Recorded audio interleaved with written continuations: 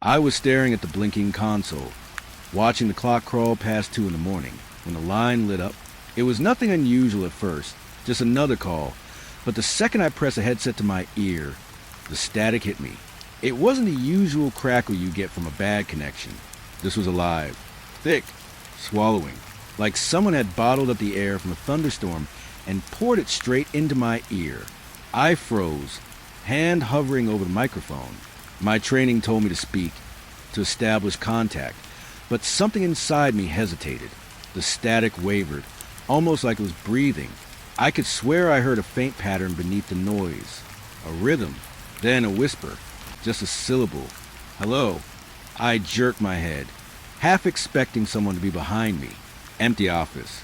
Monitors flickered with surveillance feeds of empty streets, empty lobbies, empty hallways. Rain tapped against the glass outside in a slow, uneven rhythm, the kind that presses against your chest. I spoke into the mic. 911, what's your emergency? My own voice sounded brittle. The static responded. It shivered, then a word. My name, Alex. I leaned back, heart hammering. I should know the voice. The number didn't register. My screen just had a line of digits I didn't recognize. The whisper wasn't human, too elongated, too crooked, but the inflection, the way it emphasized my name, it cut through the noise like a knife. I swallowed hard, gripping the edge of the console. Who is this? Silence, or so I thought. Then the static flared again, louder, closer, and beneath it, a phrase, slow and deliberate. I'm here. I flinched. I knew I wasn't alone in the room. Not physically, but something about that voice. It wasn't coming from the headset. It felt like it was behind my eyes, in the air I was breathing, crawling along my spine. I glanced at the other monitors. Empty, just blinking lights in long, dark streets. I reached for the emergency line, the patch in the backup, my hand trembling. The static pulsed, almost impatiently, like it knew my every move. Then, a whisper, sharper this time, "Don't hang up." Something in me obeyed. I couldn't explain it. I couldn't stop myself. I pressed my palms to the console, leaning into the voice, try to understand. Every ounce of logic screamed at me to disconnect, to grab the flashlight and run, but the curiosity, the fear anchored me in place. The static shifted again. Patterns emerged, almost like code. Morse? No. Something older, warped, and I heard it. Laughter. Soft, almost childlike, but hollow, not coming from a room, not from a person, from the air itself. And then a question. Can you see me? I swallowed hard. My eyes darted to the camera feeds. Nothing. No reflection, no shadow. The monitors showed only rain-slicked streets, darkened storefronts, empty cars. And yet, a sense of being watched pressed on me like wet cement. I couldn't breathe. I couldn't move. I could only listen. Another syllable, drawn out, almost musical. Look. I froze, realizing the voice wasn't speaking to console. It was inside my head, and it knew things. Small things I thought no one could know. The order I kept my pens. The old photograph taped under my monitor. Things I never spoke aloud. The realization made by a rise in my throat. I wanted to hang up. I wanted to disconnect. But every time my hand moved, the static stuttered and a faint laugh whispered, "Stay." I leaned back, heart hammering, the headset sticky against my ear. Outside, the rain picked up, pattering harder on the roof. The office smelled faintly of burnt coffee and paper. And yet, I felt damp cold, like I'd stepped into a cave beneath the storm. Then it started asking questions. Quiet at first. Innocuous. "Are you alone?" I whispered back. "Yes." Even as I did, I felt the lie slip through my teeth. Alone? In this office? Maybe alone in the world of this sound? Not even close. The static shifted again, sending little sparks of light across the monitors. Or maybe it was my eyes. I blinked. Shapes moved behind the glass. No, not behind the glass. Through the glass. Shadows stretched and twisted, like they were watching from just beyond the wall. Shapes without form. Shapes that felt wrong. "I see you," it said. Flat, without emotion. and then a pause, the kind that stretches seconds into hours. My breath caught, my stomach tightened. I realized the voice had been here before. Not in this building, not in this city, but before. Every night, every shift, every time I'd worked the console, I'd felt it. The static was nothing new. The voice was old, waiting, patient. I swallowed hard and tried to force my fingers to type a log entry. Something, anything, but the words wouldn't form. My mind scrambled, and that's when I heard it. A soft thump. Behind me, the office door was closed. My chair creaked as if someone had sat down heavy, but the monitors showed nothing. I'm closer now. I spun around. Empty. My heart was pounding in my ears, drowning out the rain. I pressed a hand to my mouth to keep from screaming. The voice inside my head chuckled, low, amused, and something in me shivered. It knew I was terrified, knew I could feel it, knew how fragile the line between reason and panic was. I pressed the mute button, trying to break the connection. The static didn't die. It thickened, wrapped around my thoughts. And then a whisper, soft teasing, "You can't mute me." My hands were shaking so badly, I dropped the pen. It rolled across the floor and stopped at the base of my chair, like a tiny signal. And in that small movement, I saw it. On the monitor, a shadow, barely perceptible, crouched at the edge of the frame. Not a person. Something elongated, wrong. Watching me. Waiting. The voice leaned in, or at least I felt it lean in deep in my skull. "Do you know what happens if you hang up?" I didn't answer. I couldn't. My throat was dry, my thoughts fragmented. The static seemed to pulse with anticipation, vibrating the desk beneath my fingers. Outside, the rain hit harder, louder, each drop like a drumbeat marking my own rising panic. Then, almost tenderly, the whisper shifted. "Don't be afraid. Not yet. Not yet." That phrase burrowed into my chest. Not yet for what? Relief? Danger? I didn't know. I only knew I couldn't move. I couldn't breathe. I could only listen. And it was all around me now. Every heartbeat, every breath, every shadow stretching on the walls. Alive, watching, waiting. I pressed my hands to my ears, tried to shut out, but the static seeped in inside my mind, threading into memory. Faces I didn't recognize flickered behind my eyes. Places I'd never been. Rain-soaked streets, dim corridors, a man staring at me with empty eyes, and then my own name again, curling through the noise like smoke. Alex. I realized I was trembling. I realized I was alone. And yet, I was not alone. The line remained open. The static hummed, almost conversational now. The whispering voice softened, patient, almost intimate.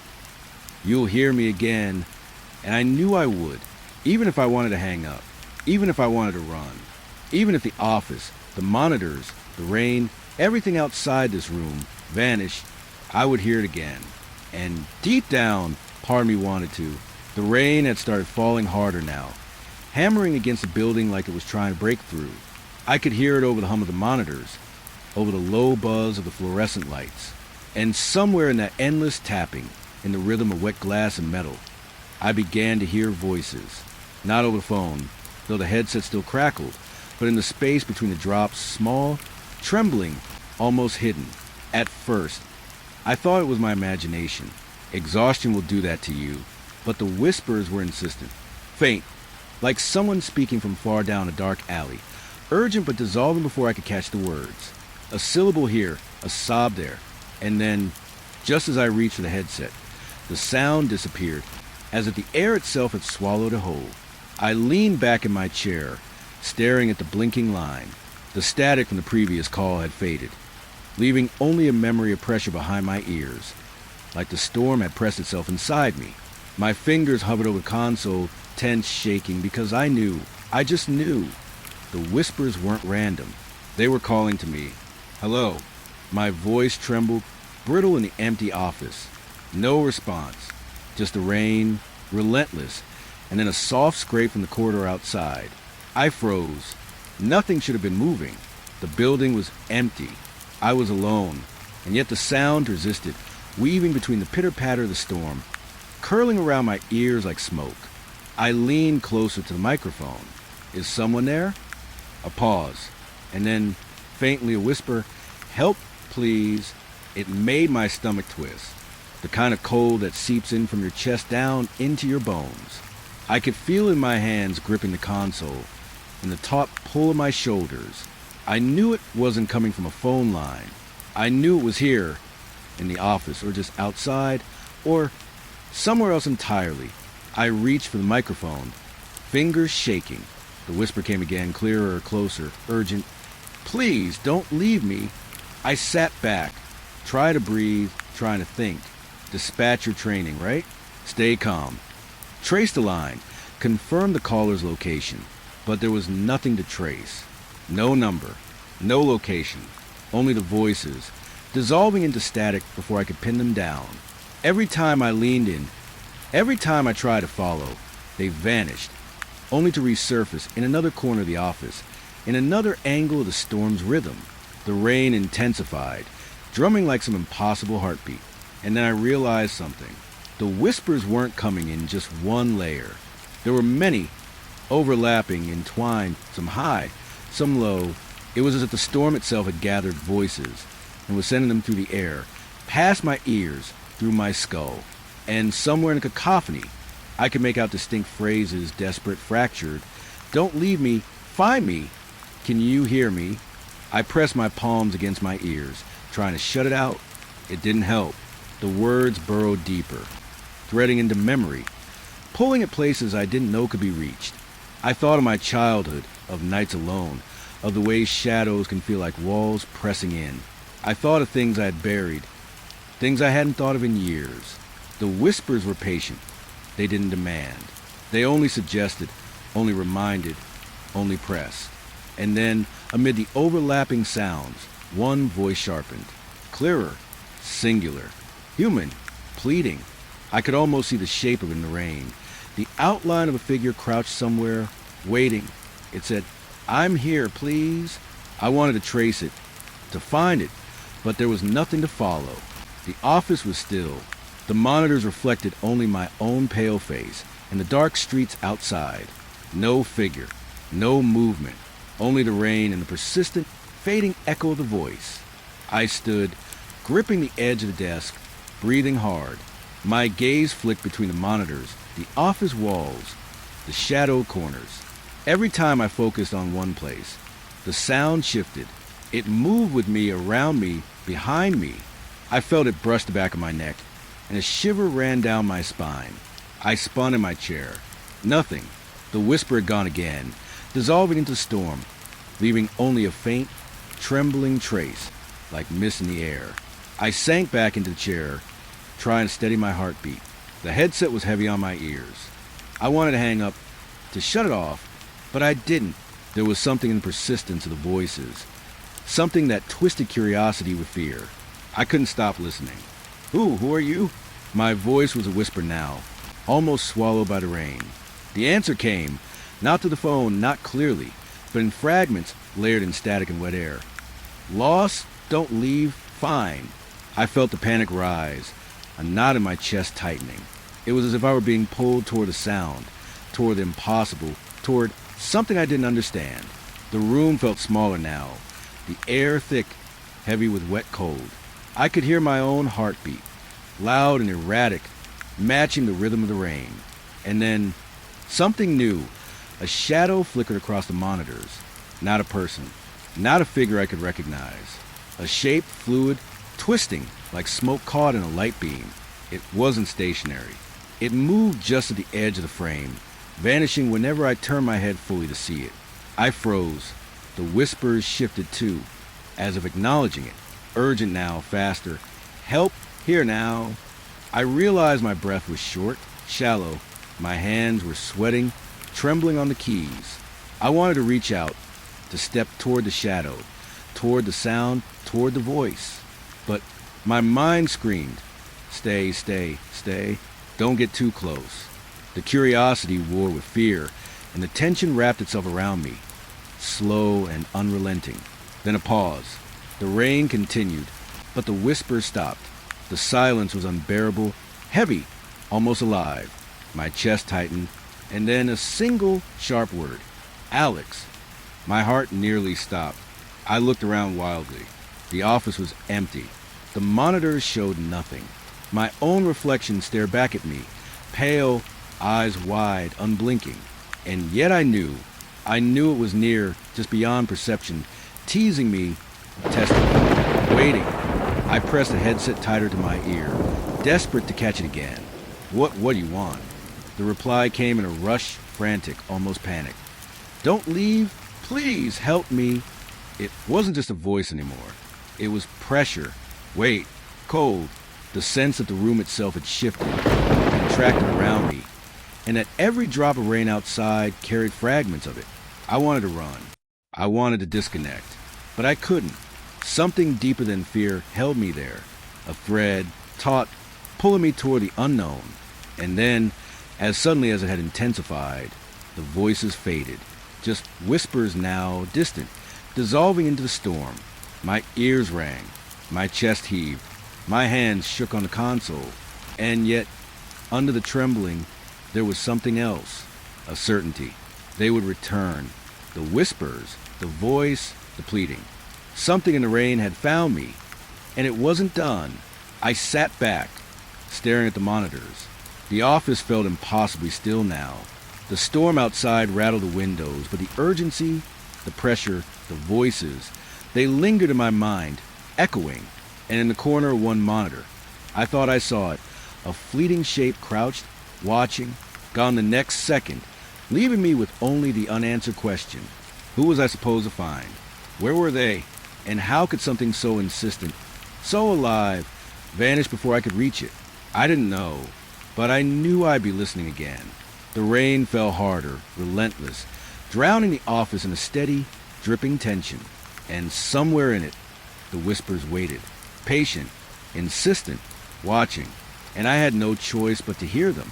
The office smelled of stale coffee and wet carpet, a smell I thought I'd grown used to.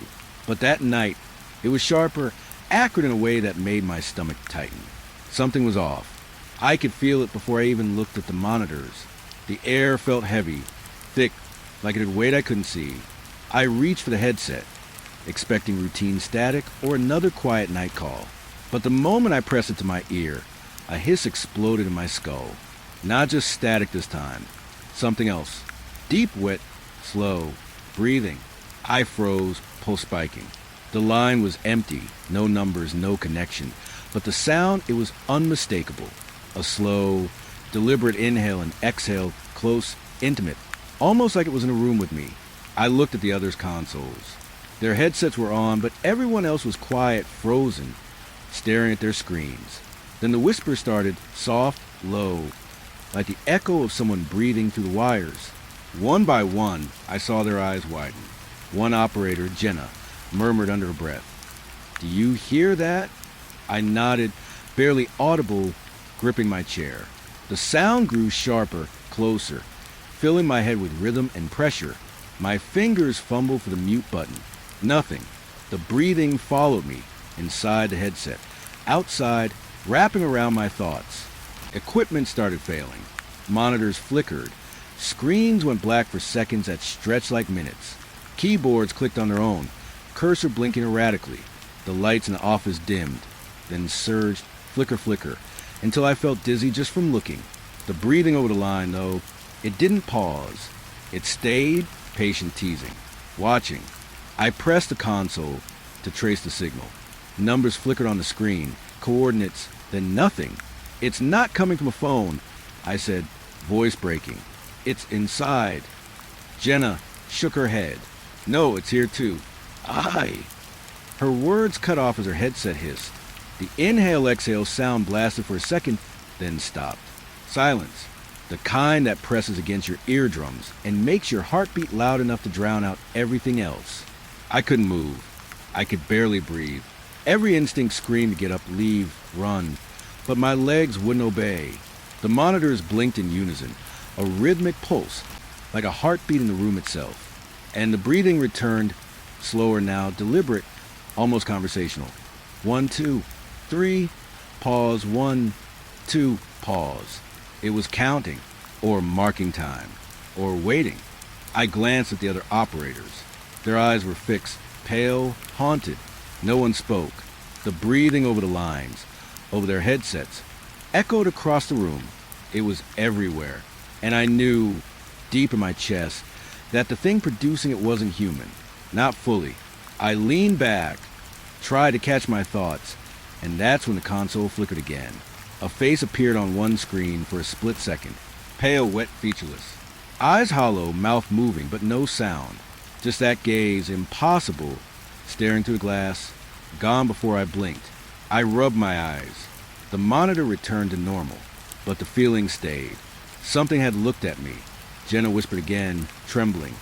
"It's breathing." "Yes," I said, though my voice was barely mine. "I hear it. It's everywhere. I can't."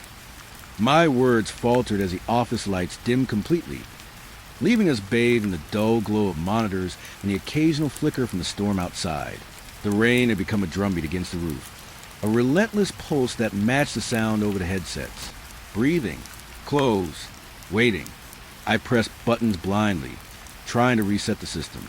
One monitor came back on, just my reflection, pale eyes wide, another blink, and the figure returned, crouched to the edge of the frame, head tilted unnaturally, watching. I jerked back, nearly falling from the chair. The breathing surged then louder, filling my skull. Not random, deliberate. I could feel it pressing against my eardrums, crawling down my spine. A shape moved in the corner of my vision. A shadow, wrong, stretching along the wall. Gone when I turned my head. I reached for the emergency line to the dispatcher supervisor. Nothing. Dead. Silent. My fingers trembled over the phone. I tried again. Nothing. The office phone, the backup, every line disconnected. The storm outside was still alive, rain beating, wind whining, but it wasn't the weather that had cut the lines. Something had. Jenna clutched her headset. "I can't," she whispered. The breathing followed her, soft, slow, cruel. I wanted to reassure her. I wanted to tell her it was a technical issue, just a power surge, something fixable. But deep down, I knew it wasn't. Not this. Not now. A new sound emerged under the steady breathing. Laughter. Soft, wet, high-pitched, reverberating in my skull. Multiple sources? I couldn't tell. It overlapped with the rain, the flickering monitors, the hissing static. I wanted to pull the headset off, smash the equipment, anything, but I didn't. Something rooted me to the chair, to the console, to the room. Something feeding on my fear. Patient, watching. The breathing began to form words. Not clearly at first. Just fragments. "Stay, listen. Alex, come." Each syllable slowed, dragging into the air, curling into my mind. I realized I knew who was calling. My name. Not the office. Not the city. Me. Personal. Close. I stumbled back from the console, hands shaking, trying to process. The monitors blinked off again, and then all of them lit up with static, white noise that felt like it pressed against my skull. Behind the static, I heard whispers again. Not just me now. Everyone's headsets seemed alive. A chorus of faint cries, muted sobs, gasps all over the room, but no visible source. Something behind me scraped the floor. A chair moved. I spun. Empty. Nothing. My own breathing came back at me, amplified, and I realized the sound I'd been hearing wasn't always external. Some of it had been me. Some of it was in my mind. Some of it was something else, feeding, shaping itself from fear. I pressed my palms to my eyes. The monitors flickered violently. One final burst of static, and then silence. The room felt impossibly still, heavy, thick with tension. Rain fell outside, steady, unrelenting. And yet, I could feel it, the presence, lingering, patient, waiting. I exhaled shakily. The headsets were quiet now. The equipment had returned to normal. Jenna leaned back, pale, whispering my name again. Did it stop? I didn't answer. I couldn't. Part of me knew it hadn't. It had only paused, gathering, waiting for the next opportunity. And deep down, I feared the next call, the next connection. It would return, because it was patient, It was everywhere. It was listening. And when it came back, no equipment, no line, no technical failure would save us.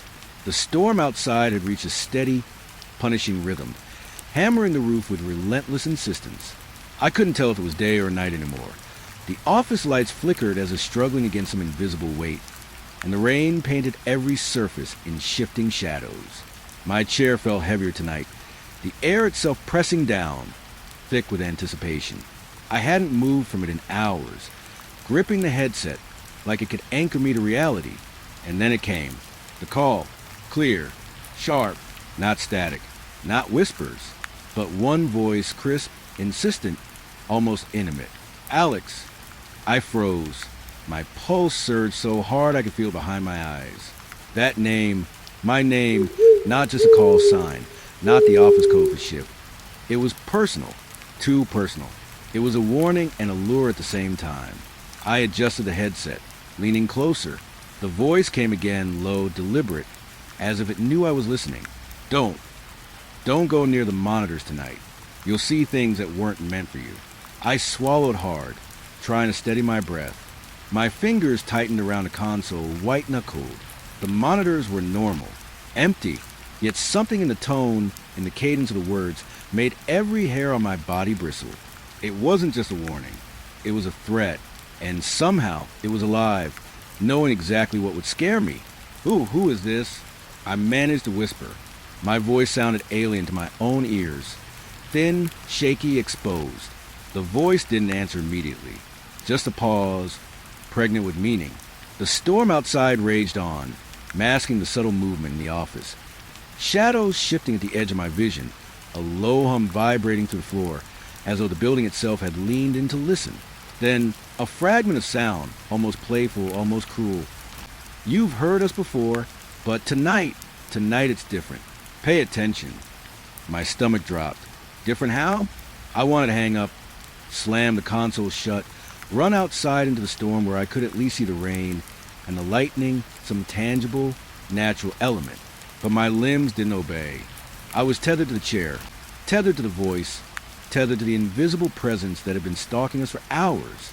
A new sound cut through. The faintest whisper behind the headset, behind my ears, but clear.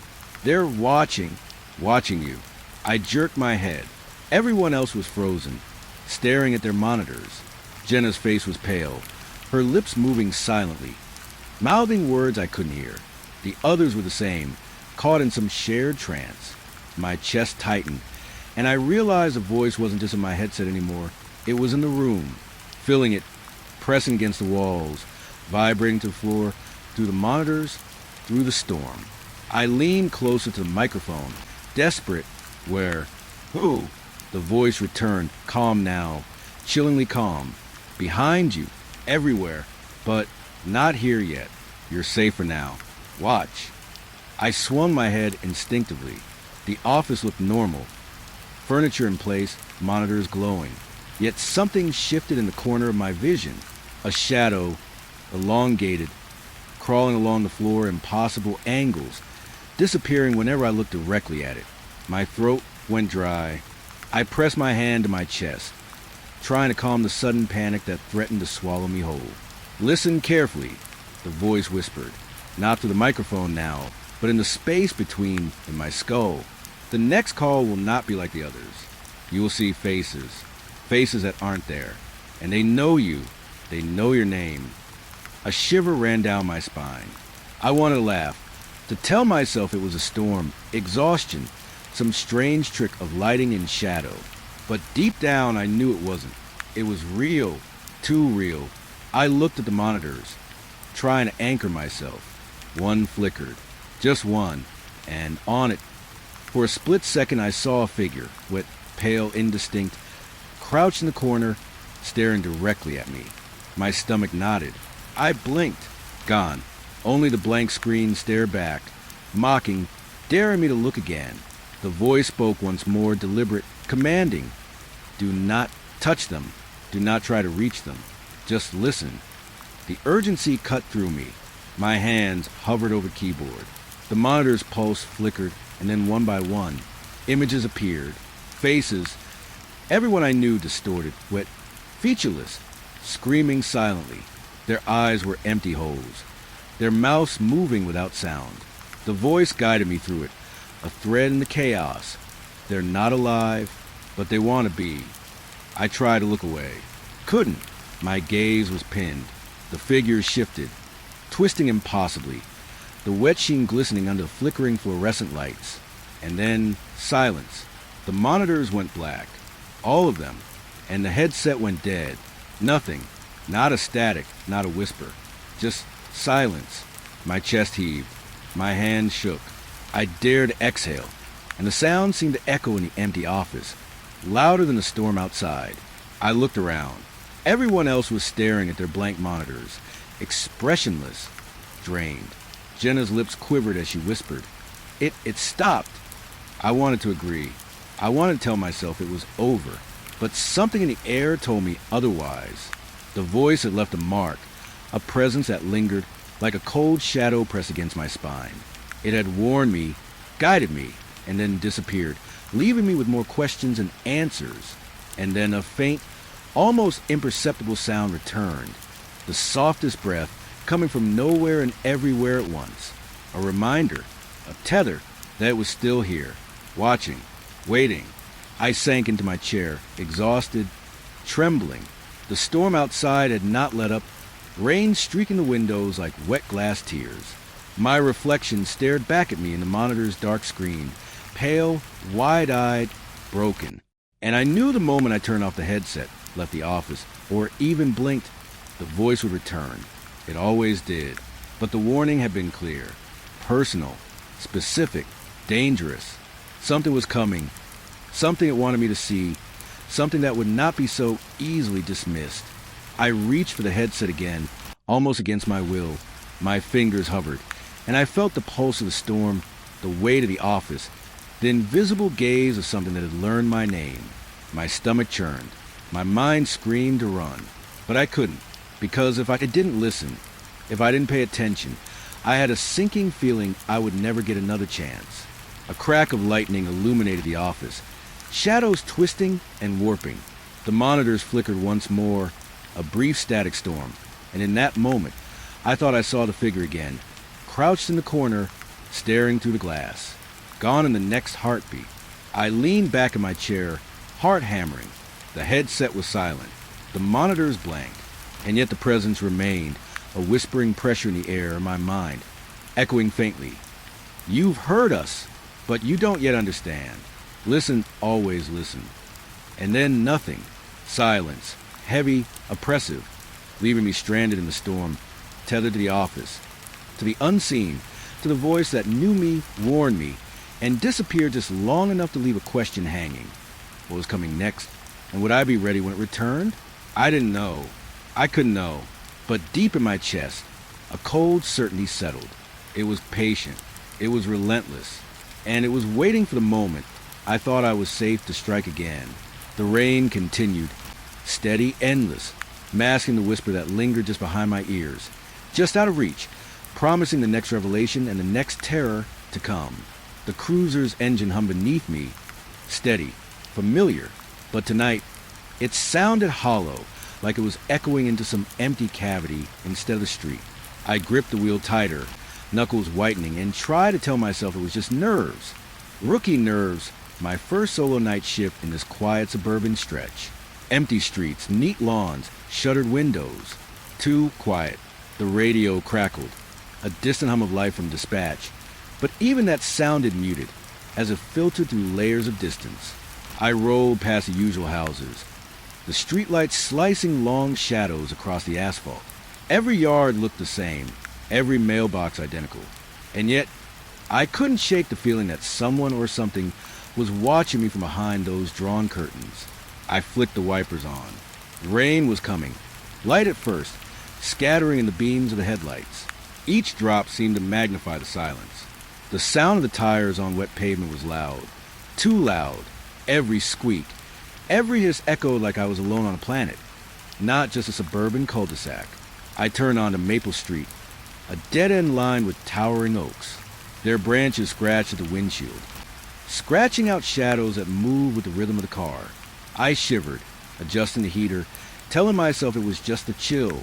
My first shift always comes with a chill, right? Rookie superstition. A faint sound broke the hum of the tires. A shuffle. I froze. Headlights scanning the empty street. Nothing. Only the oaks leaning, bending, and occasional leaf skittering across the asphalt. My pulse kicked up. My hand brushed the radio, tempted calling something, anything, but I hesitated. What would I even say? I think I'm being watched by invisible people. Rookie move. I gripped the wheel tighter, moving slowly forward.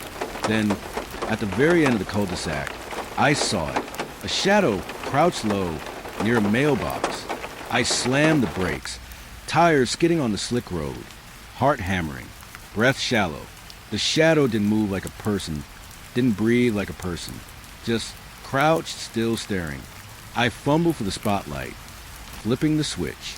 A beam cut through the rain, slicing the darkness. Empty. The shadow was gone. No one. My own reflection stared back from the wet pavement, distorted, shivering. I laughed nervously, a sound I didn't recognize. Maybe it was a raccoon. Maybe my eyes were playing tricks. Maybe the silence had made me paranoid. I edged forward again, keeping my gaze on the lawns. Every fence post, every bush seemed to twitch. My mind raced. Maybe this neighborhood had a history. Stories of prowlers, break-ins, missing pets. I tried to remember if anyone had mentioned anything at roll call. My training kicked in, telling me to stay alert, to note every detail. But the details were turning against me. Every shadow became a threat, every breeze a warning. A street lamp flickered overhead, and in that brief blackout, I could swear I saw a figure on the sidewalk ahead. Just a quick movement, then gone. My stomach clenched. I reached for the radio again, fingers trembling, but it remained silent except for the faint hum of dispatch in the distance. I tried to rationalize. It was late. I was tired. Maybe my eyes were straining in the darkness. Rookie imagination. But then I saw it again, closer this time, standing by the side of the road, just at the edge of the headlights. A thin figure, shape indistinct, but somehow wrong. Legs too long, arms hanging in a way that made no sense. I blinked. Gone. My hands were shaking now. I gripped the wheel like it could keep me anchored to reality. The rain picked up, pattering against the roof and hood. The wipers struggled to keep the windshield clear, streaking light in jagged lines across the empty street. I decided to take the long way back, circling the block, just to shake the feeling. That's when I noticed the signs. Every house I passed was normal, or so it seemed, but something was off. Fences bent at impossible angles, bushes pruned in shapes that weren't natural, windows dark where they should have glowed faintly.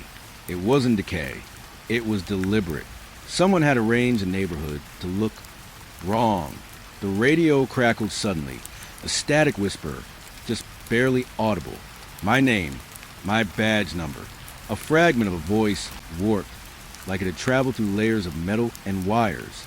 I froze, hand hovering over the mic dispatch, had said nothing. No calls, no alerts, and yet I knew it was calling me, guiding me deeper into this wrongness. I took a deep breath, trying to calm my racing thoughts. It's my first shift. Everyone has these jitters. Just keep driving, keep patrolling, eyes open, hands steady. I passed the same dead end again, the one where the first shadow had crouched. It looked normal this time. No mailbox figure, no crouching shadow. And yet, the sense of being watched had intensified. I could feel it pressing from the edges of the street, the tops of the oaks, even from the wet asphalt beneath my tires. A sudden movement in the rear view caught my eye. A figure, far behind me now, following at a distance, not moving like someone walking, gliding, drifting almost, maintaining the same distance perfectly. I slammed the brakes, spinning the spotlight back. Nothing, only rain and the slick black road, reflecting the dim glow of streetlights. My pulse raced. I realized I couldn't hear anything else. No crickets, no wind, not even the tires splashing through puddles. Silence, complete and suffocating, except for the figure behind me. Somewhere in the darkness, I swallowed hard, trying to force calm into my voice. Dispatch, I see something. My throat tightened. Nothing. Static. A faint crackle. Then silence again. I shifted gears, slowly moving forward, telling myself to stay rational. It's a neighborhood. There's always someone walking late. A neighbor checking on the storm, a jogger, maybe a lost pet owner. But my gut said otherwise. This wasn't ordinary. This wasn't random. I turned another corner, hoping to loop back to the station. And then I saw it again. Not a shadow this time. A figure in the middle of the road, tall, impossibly thin, completely still. The rain streaked across its face. Or maybe it had no face, just a wet, featureless mask reflecting the streetlight. My stomach lurched. I blinked. Gone. The wipers swiped faster now, frantic, and I realized I hadn't been blinking for a long time. My eyes burned, my hand shook. The cruiser felt like it was shrinking around me, closing in, trapping me in the space between the empty houses and the storm outside. Another crackle over the radio. My name again. Closer. More urgent. I slammed the mic button. Who is this? Nothing. Static. Then a whisper. So faint I almost didn't hear it. Keep driving. Don't stop. I floored the gas. Tires screaming against wet asphalt. Headlights cutting sharp slices through the rain. Every instinct screamed to stop, to run, to hide. But the voice, or whatever it was guiding me, herding me deeper into the neighborhood's maze. And that's when I realized something worse. The houses, the streets, the trees, they weren't lining up the way I remembered. Every turn seemed longer than the last. I passed familiar landmarks twice, thrice, yet the streets never seemed to lead out. The quiet had shifted, pressing closer, becoming almost sentient. My heart thundered in my chest. I was trapped. Rookie mistakes, yes, but this felt deliberate. Something wanted me here. Something waiting, watching, orchestrating my path. And as I drove on, every shadow now had shape. Every reflection had intent. Every silence was a promise. I gripped the wheel until my fingers ached.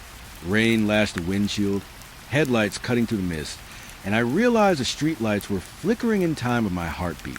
Every step forward brought me closer to I didn't know what, but I knew it wasn't over. Not tonight, and in that long, drenched, wrong stretch of suburban night. I understood something fundamental. This was no ordinary shift. The neighborhood wasn't just empty. It was alive, watching, waiting, and I was its newest visitor. I turned onto the next street, expecting familiar houses, the neat lawns, the usual rows of windows. But something was off. The first house I passed looked slightly taller than I remembered, the windows narrower. My stomach twisted, and I blinked hard, convinced it was a trick of the rain-smeared windshield. I drove slowly, scanning each side of the street. Every house seemed to twitch just a little when I looked away. A roof line would stretch, a fence post would bend. I tried to tell myself I was imagining it. Nerves from the first shift, the rain, the long, empty streets. But the sensation grew, gnawing at the edges of reason. The streetlights flickered in patterns that didn't match the rhythm of the wipers. One would go out, another behind me would burn brighter. And when I glanced back at the houses I had passed, they weren't the same. Doors would have been none. Windows I didn't remember. My pulse quickened.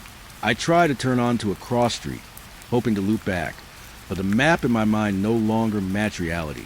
Every turn led me deeper into the maze, streets stretching farther than they should, houses appearing where none existed moments before. My hand shook on the wheel. I slowed to a crawl, scanning a house that now looked completely unfamiliar. The porch light glowed faintly, casting long shadows across the wet driveway. And then, when I blinked, it was gone. Not just the house. I swear the street itself had shifted. The familiar oaks were replaced by slender, angular trees I'd never seen before. A shiver ran down my spine. I told myself to breathe, to stay calm, but the rhythm of my heart was erratic, the blood thudding in my ears louder than the rain on the roof. I tried the radio, hoping to catch dispatch, a friendly voice to anchor me to reality. Only static answered, faint whispers curling in and out of the interference. I drove on, headlights cutting jagged streaks through the rain. Every street seemed longer, the houses closer together, yet farther apart. It was impossible, but I could feel the geometry of the neighborhood bending, folding under some invisible force. My rookie instinct screamed at me to stop, to get out, but I couldn't. Something was drawing me forward, a pulse in the silence urging me along. I passed a house with curtains I could swear were moving, not swaying in the wind. They were twisting, curling around a dark shape inside.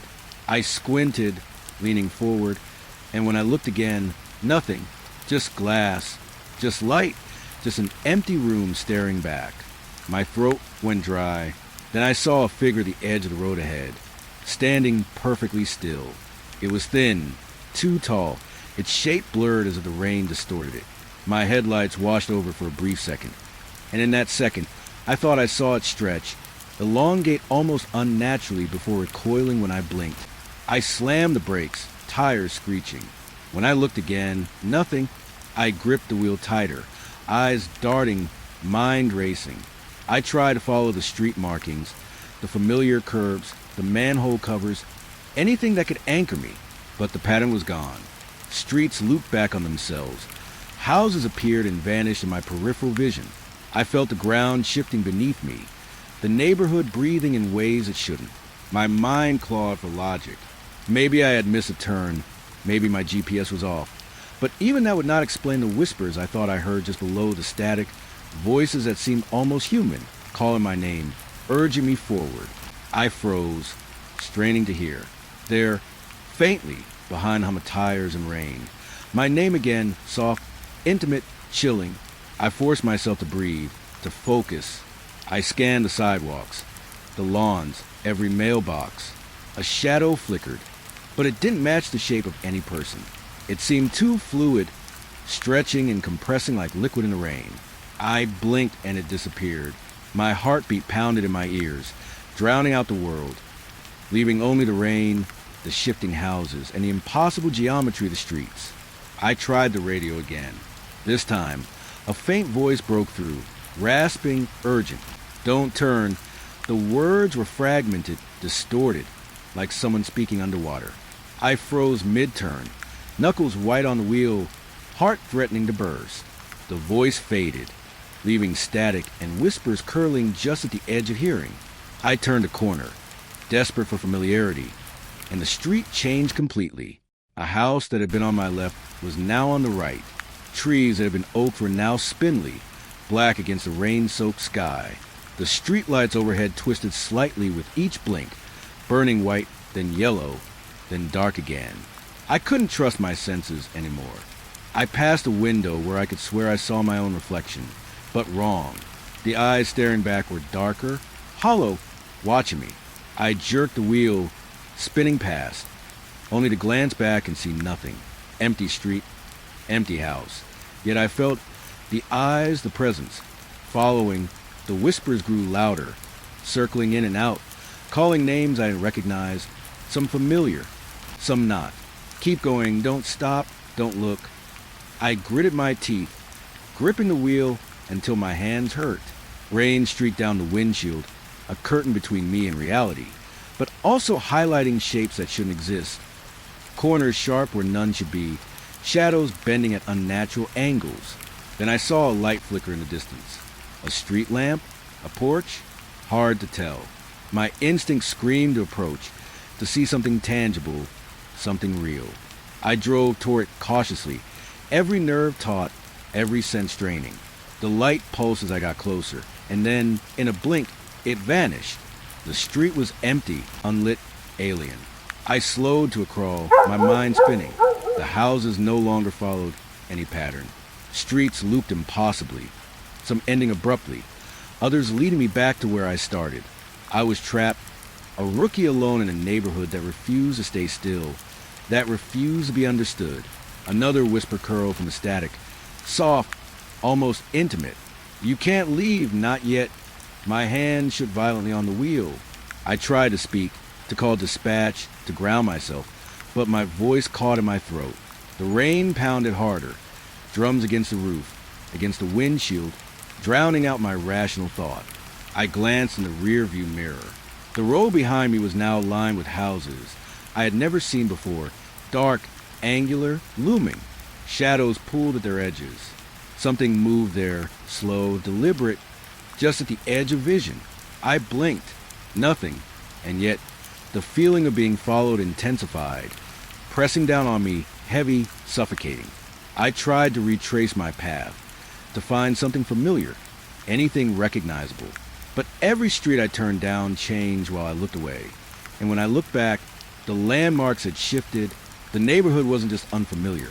It was alive, aware, and it knew I was watching, knew I was afraid. A sudden realization hit me. Every time I blinked, every time I shifted my gaze, the world changed. My own eyes were no longer reliable instruments of reality.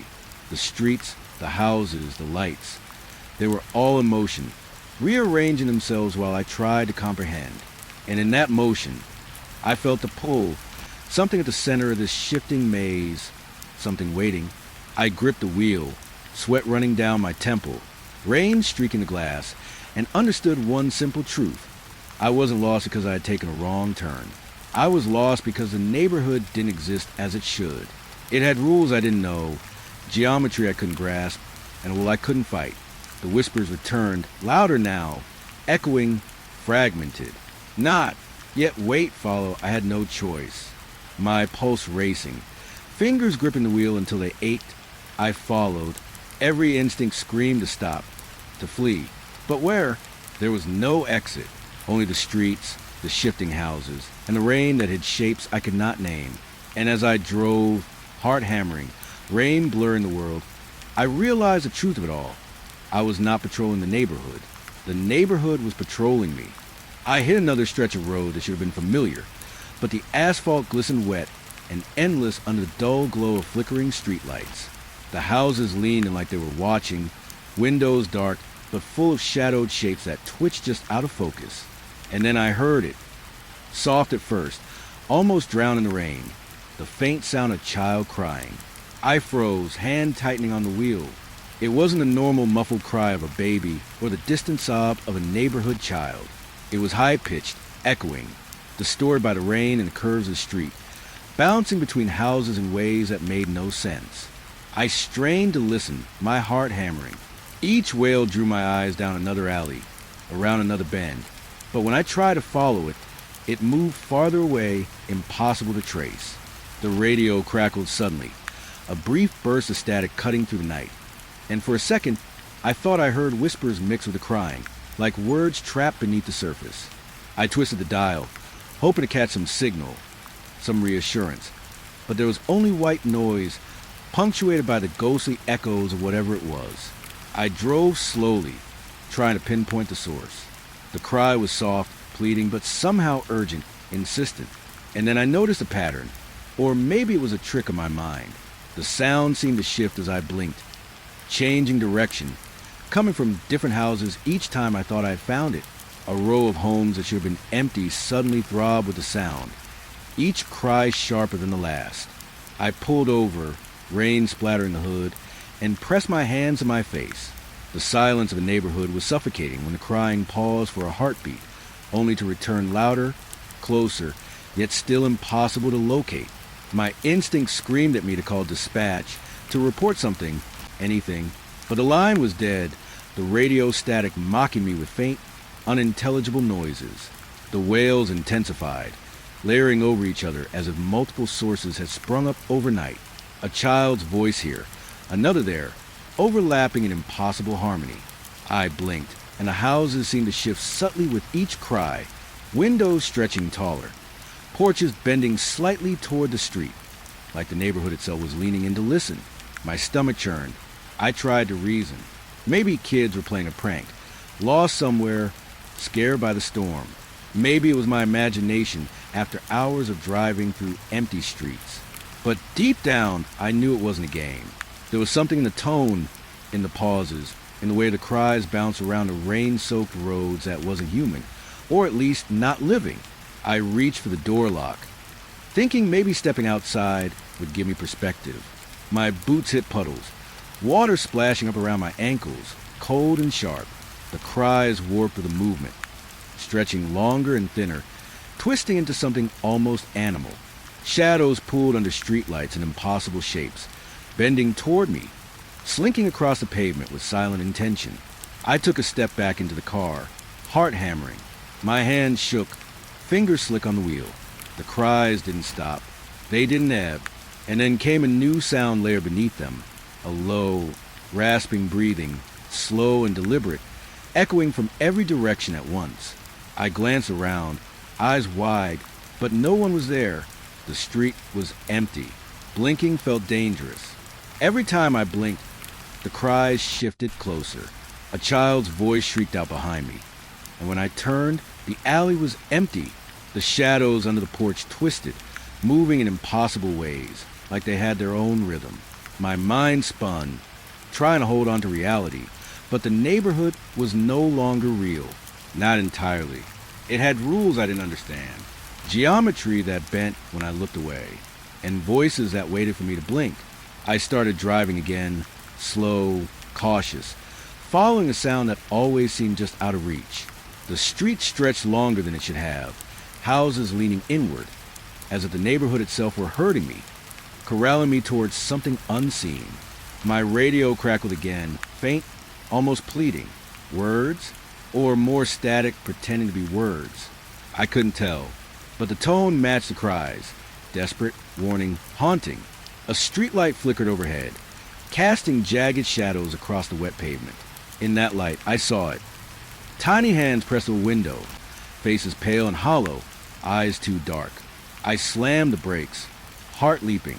The figures were gone when I blinked, replaced by empty panes, yet the cries remained, echoing from every direction.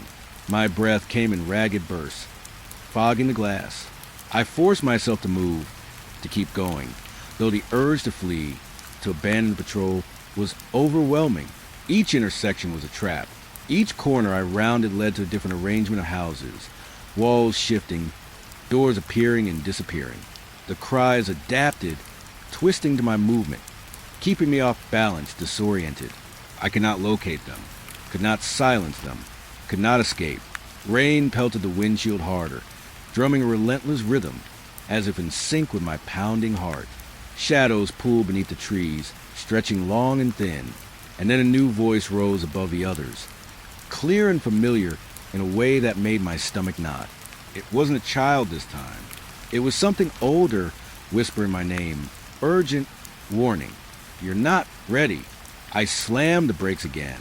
My boots slipped on the wet pavement as I scrambled out of the car, desperate to see, to confront. The cries warped instantly, bending in pitch, some rising into a scream, others descending into a low moan. I spun, searching the street, the lawns, the alleyways, but nothing. Only shadows, only rain, only the impossible geometry of the neighborhood. I ducked back into the car, hands shaking uncontrollably, gripping the wheel until my knuckles were white. The voices layered, overlapping, echoing from every side, impossible to pinpoint. I started the engine, headlights slicing through the rain, and drove, following nothing and everything, trying to find a way out. And then the cries stopped. Silence, thick and heavy, pressing against my ears.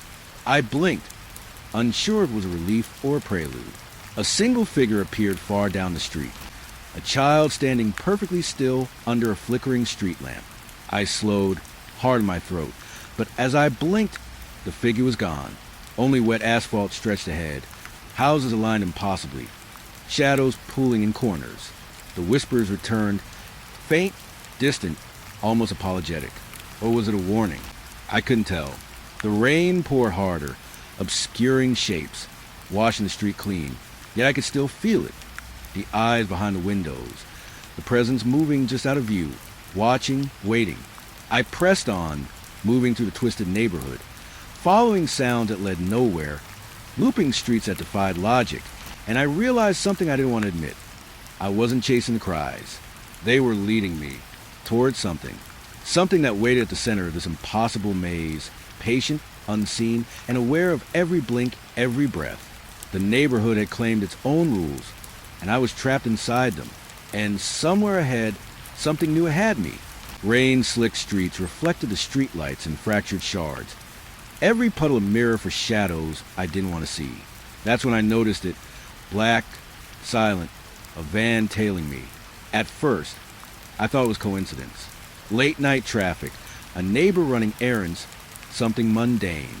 But there was no other car, only mine, slicing through the deserted streets. And that van, always just behind, always just out of reach. I glanced into the rearview mirror.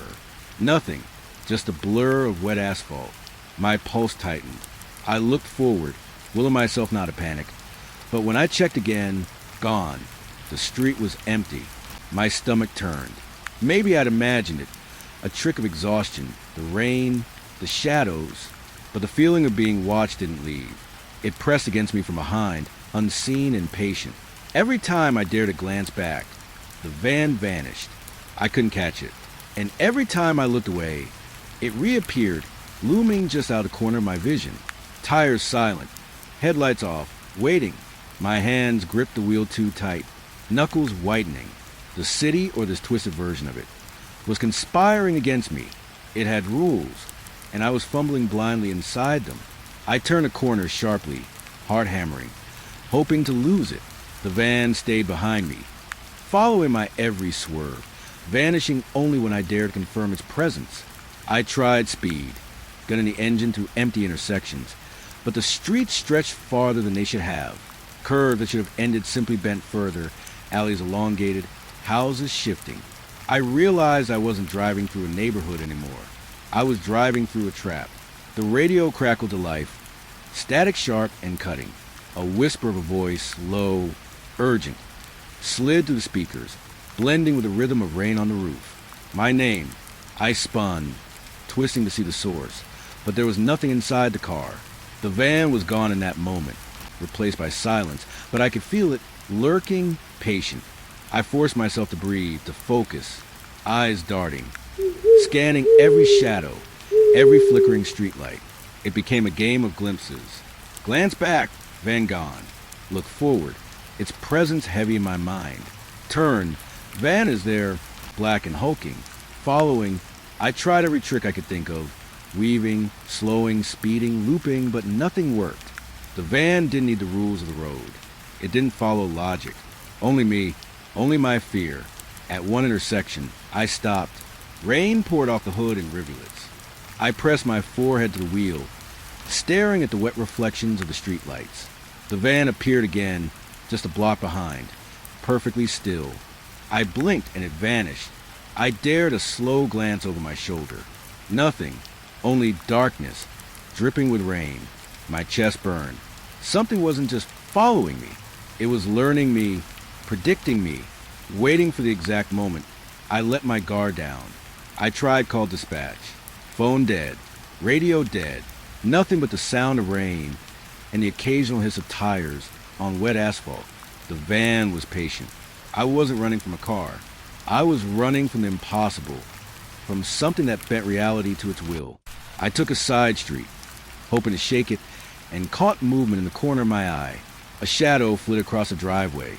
Too fast, too fluid to be human. I jerked the wheel, spinning, and the van appeared again. No lights, no sound. Just looming presence, weight in the air, the kind of weight that presses into your chest and makes your lungs ache. I drove faster, ignoring my own exhaustion, the nausea building in my stomach. Every turn, every blink, the van was there or gone. I tried to convince myself I was imagining it, that the fear had finally fractured my mind. But the reflection in the puddles, dark, boxy, impossible to mistake, told me otherwise. It existed, it followed, and it didn't obey the rules I thought were real. The streets curved tighter now. Alleys I didn't recognize, houses twisted, walls leaning in. My headlights caught glimpses of the van ahead, always just enough for me to see it, but never close enough to escape it. My mind raced. Could I outrun it, outthink it? But every instinct screamed no. Every turn and blink, it reasserted itself. Patient, waiting, watching. I pulled over in a small clearing, rain hammering the roof, fog rolling in from the alleys. My hands shook as I gripped the wheel. I had to confront it, or I would be trapped forever, a driver in a looping nightmare of wet streets and impossible turns.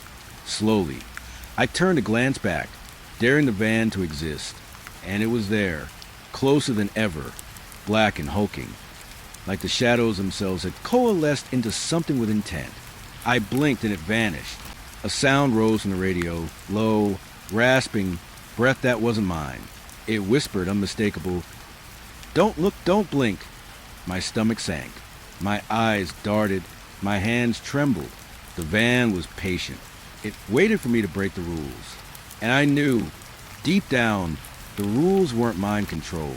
I tried moving again, edging forward, each block a gauntlet. Every glance into the rearview mirror, a trick. Every blink, a trap. The neighborhood stretched endlessly, twisting further into something unreal. And yet, the van followed, black, silent, unyielding. A shadow of the streets themselves, born from the cracks between perception and reality. Rain poured harder, washing the world into shades of gray. My heartbeat thundered in my ears. I realized I wasn't just being followed. I was being studied, cataloged. Every reaction, every attempt to escape, it fed the presence behind me, strengthened it. I had no control. The van had the streets, the night and my fear in its hands. I took a sharp turn, brakes squealing, hoping to confuse it, to throw it off. For a second, I glimpsed it in the puddle reflections, a perfect, immobile silhouette waiting. I blinked, eyes stinging with rain and exhaustion. When I opened them, the street was empty, only silence, broken by the distant hiss of rain. Relief? Maybe, but the weight of the van, of whatever it was, lingered, invisible and patient. The streets began to twist even further, alleys looping back on themselves, lights bending, shadows stretching. I realized with sinking certainty, I was inside a maze designed for me. The van wasn't chasing blindly. It was guiding, herding me towards something I couldn't yet see, something that would reveal itself if I survived long enough. And then a street lamp flickered overhead, buzzing like it wanted to speak. Beneath it, the wet asphalt reflected a figure. I slammed the brakes. Not the van this time.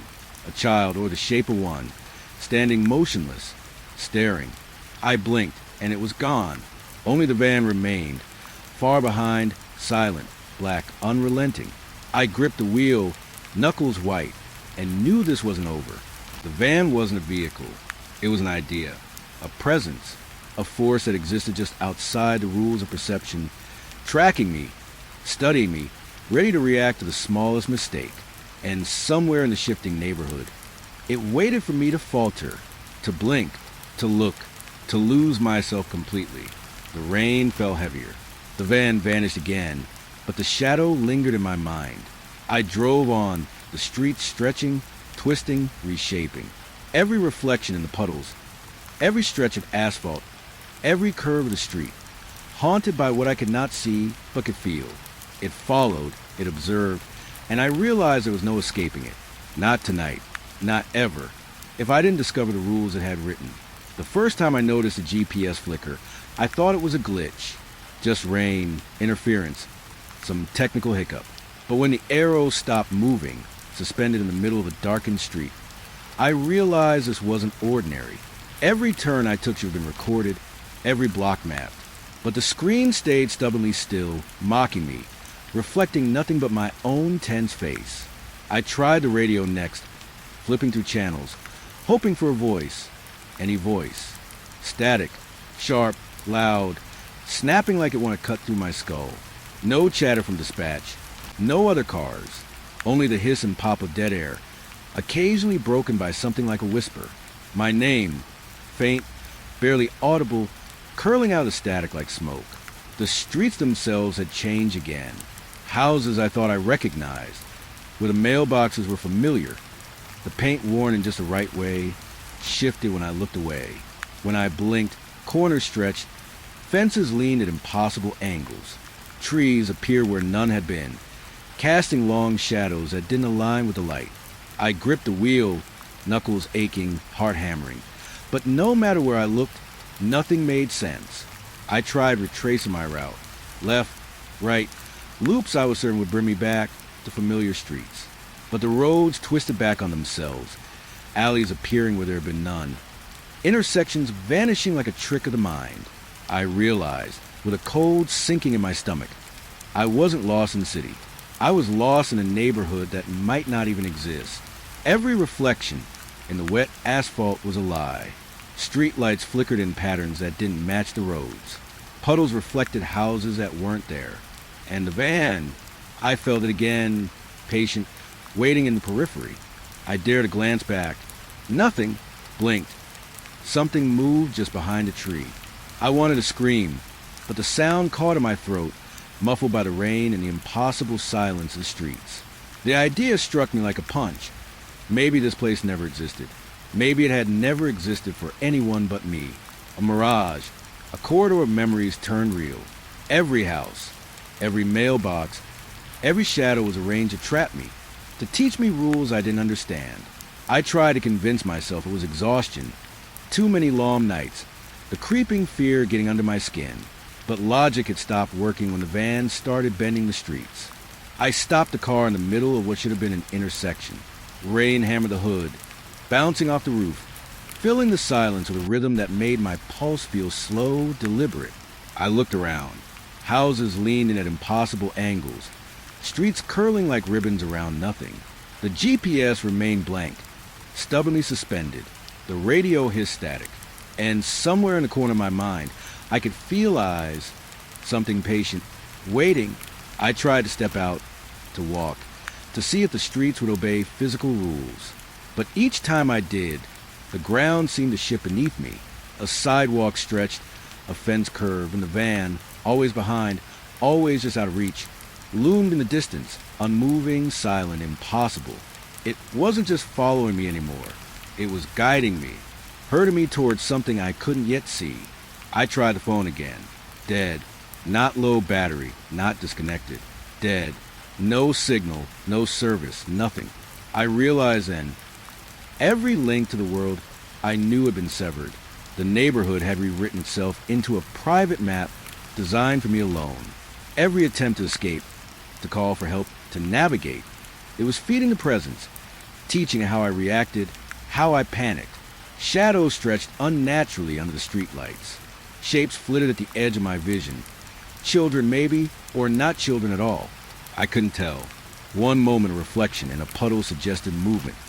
The next it was gone, leaving only the distorted houses and the slick wet streets. I tried to reason what was real. My own senses screamed against logic. The van had become a constant. The only thing I could trust in a world that was actively trying to confuse me. I drove slower, trying to memorize landmarks. But every turn erased the last. A house that should have been on my left appeared on the right. Fences bent in impossible angles. Trees stretched unnaturally. I felt vertigo, dizziness creeping in, the lines between up and down, left and right, real and unreal, blurring. The van flickered in and out of sight. Each glimpse taught me something new. Patience, inevitability. Inevitability dressed as a machine. And then I heard it. Voices, faint from the radio again. Whispered, urgent, overlapping with a hiss. Snippets of warnings, my own name repeated. Not in my own mind. I could distinguish the pitch, the strange timbre of something mechanical trying to imitate life. The van didn't need to speak. It was enough that the whispers haunted me, guiding me through streets that weren't streets anymore, through spaces that shouldn't exist. I tried to scream. Nothing came out, not a sound. The rain absorbed my words, swallowed them before they could leave my throat.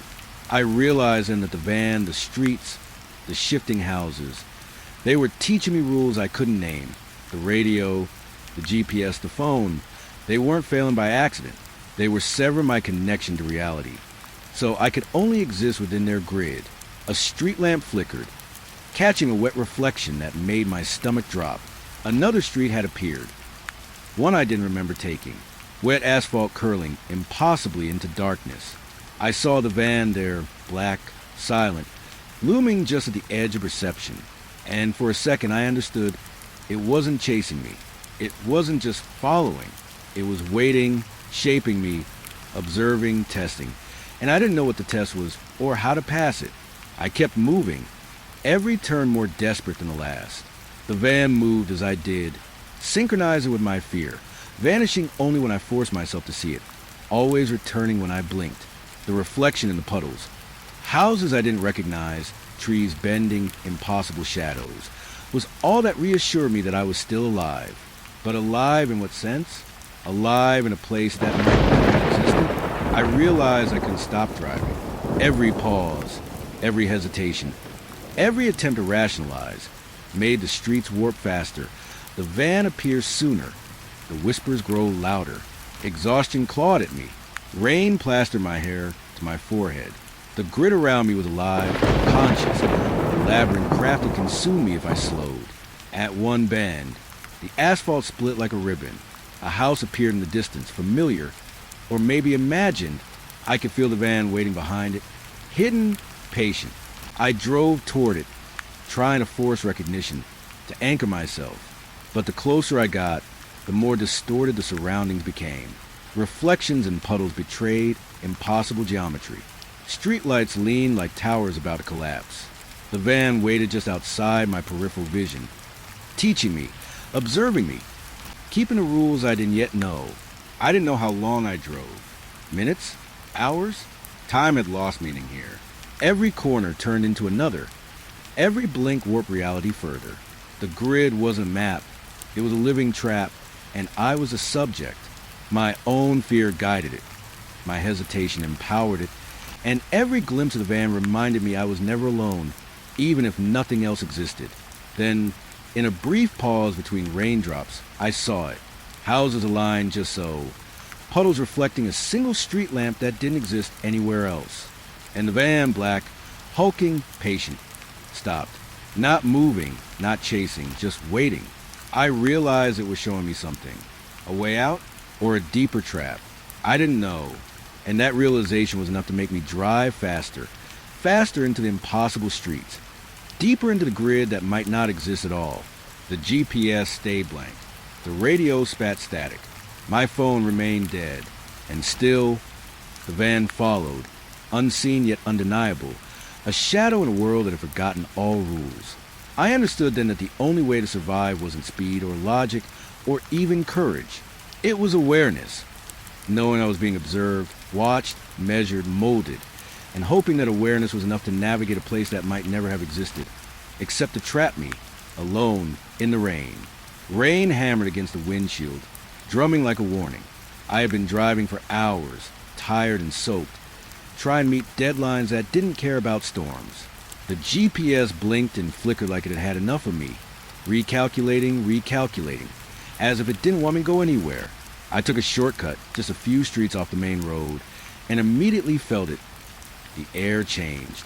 Thicker, heavier, like the night itself was pressing in. At first, I thought it was just fatigue. I wiped the windshield with the wiper's last swing, but the street beyond was empty, too quiet for a rainy Thursday night. No cars, no lights in the houses, just shadows pooling around street lamps that buzz weakly. I noticed the first odd thing. A house on the corner, dark, but with its porch light on. Not unusual, except it wasn't on my GPS. There shouldn't even be a street here. I slowed. My tires hissed over wet asphalt. Something about the house made me tense. The light flickered in a rhythm that almost felt like breathing. I glanced at the GPS again. Nothing. The blue floated on a blank grid, a ghost of a street that didn't exist on any map. My radio tried to crackle alive, but only static answered. The first curiosity gnawed at me. Why was this street here at all? I shook my head, blaming the storm, the stress, my imagination. Delivery jobs were stressful enough without phantom streets. I turned the wheel slightly, trying to pass the house, but something made me pause. The front door was cracked open, just enough to let a shadow slip through. I swore I saw movement inside. I caught my breath. I should have kept driving. I knew that, but instead, I stopped. Something about the shadow, the way it darted out of sight the moment I blinked, made my pulse spike. I could feel the tension in my chest, the tight grip of unease wrapping around me. The first loop of fear had begun. I reached for the door handle, almost reflexively, even though my mind screamed not to. My fingers hovered, hesitant. Then a flash of lightning lit the street, revealing something impossible. The house had no address number. Nothing, just walls that leaned too perfectly, windows too dark. I stepped back, startled by the clarity of the sight. As I sat there, the storm thrashing around me, I realized a second strange thing. There was no reflection of my car in the windows. I squinted, thinking the rain had obscured it. But even when lightning split the sky again, nothing mirrored back at me, not even a shadow of myself. The air felt colder now, and I could hear a faint sound, almost like whispering, soft and low, hidden beneath the storm's roar. Curiosity battled with fear. I tried the radio again. Static, nothing else. My phone had no signal, no GPS, no radio, no service, just me and this impossible street. I inched forward, driving slower, my headlights slicing through the sheets of rain. The house stayed at the same corner, unchanged, but the more I drove, the more I felt a rhythm, like the street itself was guiding me, folding and bending. I noticed the trees first, the ones lining the road behind the house. Their branches swayed in impossible directions, stretching toward the street, but not moving with the wind. A trick of the light? I told myself that. But when I blinked, the branches were closer, like they had leaned forward while I wasn't looking. My heart thumped. Every instinct screamed to leave. Yet something kept me there, eyes glued to the impossible house. Then the third strange thing. The rain stopped. Just like that. No sound, no motion, just silence, so thick I could hear my own heartbeat. I rolled down the window, expecting the wind or the drizzle. But the air was still, cold, damp, and heavy, and I could hear the whispering again, soft, deliberate, closer this time. I could not place the voice, could not make sense of it, but it made my stomach twist. I glanced toward the front door again. Nothing had moved, yet the shadow I had seen earlier seemed to flicker along the edges of the light, teasing me. I tried to shake the image from my mind. Delivery jobs required clear eyes, quick decisions, yet I could not shake the feeling of being watched, like the house itself was alive and breathing, waiting for me to make the wrong move. I shifted in the seat, my hands gripping the steering wheel, and noticed a pattern in the raindrops on the windshield. They weren't moving naturally. They fell in slow pulses, almost in time with my heartbeat. Each pulse seemed to drag the night closer, stretching it, bending it around the house. My pulse raced. My brain tried to reason it out. Fatigue, optical illusion, paranoia. But logic felt distant, drowned in the storm and the silence that had replaced it. I noticed now that the street behind me had changed. I had driven in a circle, the same wet asphalt, the same dark houses, none on the GPS, but somehow I was back at the corner of that same impossible house. Panic gripped me. I tried to drive forward, but my hands shook, gripping the wheel as though it could anchor me to reality. Each glance at the house made it feel larger, closer, more wrong. Lightning cracked again, and for a moment I saw it. A figure standing in the window, motionless. No features, just a silhouette, tall, unnervingly still. And then, the figure was gone. My stomach dropped. I had blinked, turned my head, looked away for less than a second, and it vanished. That's when I realized the house wasn't just unlisted. It was shifting, sliding in place when I wasn't looking. I tried the horn, the panic making me pound like a drum, hoping to draw attention, hoping to break the spell, but the sound was muted, swallowed by the impossibility of the street. No echo, no response, just the pulsing raindrops, the dead branches, and the black, waiting house. A sudden insight hit me, micro-reward clarity in chaos. Maybe it was not a house at all, not in any sense I could understand. Perhaps it was a trap, a doorway, or something that didn't belong in my world. And then a whisper, a name, or what I thought was a name, slithered through the air. Mine, my own voice calling me, but not me. I forced myself to breathe, clenching my teeth. This was a delivery job, just a shortcut, just a wrong turn. I had to leave. I turned the wheel, trying to back up, but the street seemed to stretch, impossible angles forming where none existed before. My headlights caught glimpses of other windows now, dark, like eyes staring back at me, tracking me. Another pulse of lightning, another blink, and the house had moved again. Closer. No, not closer, larger. The walls seemed to press outward, folding the night into themselves. My stomach churned, every nerve screaming that leaving might not be an option. I reached for my phone. No signal. No GPS. The radio, the horn, the wipers, all useless. My reflection should have been on the wet dashboard, but it wasn't, and that whispering, closer now, urgent, almost urgent enough to make my head spin. I tried the door, the driver's side, gripping the handle, and a thought clawed at my brain. Stepping out might be worse than staying in, yet staying felt like sinking, the darkness of the street wrapping around me like water, filling a coffin. I sat there, trapped, rain gone, street impossible, in the house waiting, and then the front light winked out, a slow flicker, and darkness claimed the corner. My breath fogged in the car as if the air itself had turned cold and heavy. I felt a movement, just a hint, something outside the window, beyond the angle of my headlights. I couldn't see it. I didn't want to see it, but my instinct screamed. It was there, watching, waiting. My hand shook on the wheel, realizing that I had been circling the house for more than a minute, more than 5 minutes. I couldn't tell. Time itself had folded. The rain returned, soft now, almost mocking, dripping through the leaves, pooling on the asphalt, and with it, the faintest hint of a door opening. Slow, deliberate, somewhere in the darkness of corner. I knew I had to drive forward, to leave the street, to escape the impossible house.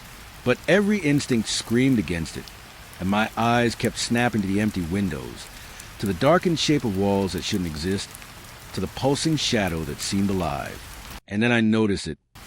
The corner wasn't a corner. It was a trap, a circle folding onto itself, a loop with me inside. The whisper came again, clearer this time. Not my name, exactly, but close enough. Familiar, intimate, accusing. And I realized, somewhere deep in the spiral of panic and cold, that the street might not just be unlisted. It might never have existed. Not on any map. Not in any world I knew. I gripped the wheel and floored the gas. Tires skidded. Rain sprayed. My headlights sliced through the black. And in that instant, the last thing I saw before the house disappeared completely from sight was a faint glow of a porch light, turning off, as though it had never been there at all. The street was empty, silent, nothing but wet asphalt and dark. Empty houses that belonged somewhere else, somewhere impossible. My GPS recalculated. It beeped, claiming I was back on the main road, but I didn't feel relief. Only the lingering pulse of the impossible, the knowledge that the corner, the house, the whispering shadow could still be there, waiting for the next wrong turn. The rain had stopped when I stepped out of the car, but the air still clung to my skin, heavy and damp. I could hear it dripping from the eaves. Tiny droplets that felt louder than they had any right to be. The house loomed above me, the same impossible shape, like it had grown overnight. My boots sank slightly into the wet grass as I walked up the cracked path. Every instinct screamed at me to leave, to run back to the road that didn't exist, but curiosity and the flicker of the porch light held me in place. I raised my hand and knocked on the door. Hard, deliberate. The sound bounced back at me. Too loud, too hollow, like the house swallowed a hole before it could echo anywhere else. I waited. Nothing. Silence pressed against my ears. The wind didn't rustle through the trees. The sky was still dark and empty, and yet I felt eyes on me.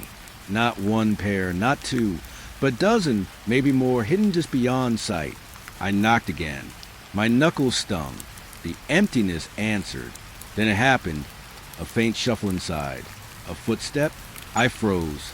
The sound came again, slow, deliberate, on the floor above. It wasn't timed with me. It wasn't casual. It was precise, like someone was pacing, testing, waiting. My heart began its slow, loud drum in my chest, and a cold realization settled over me. I was not alone. Not here. Not in the way I understood alone. I glanced at the windows. No lights, no movement visible beyond the shadows. And yet I knew that footsteps were real, that someone or someone was moving inside, moving just beyond reach.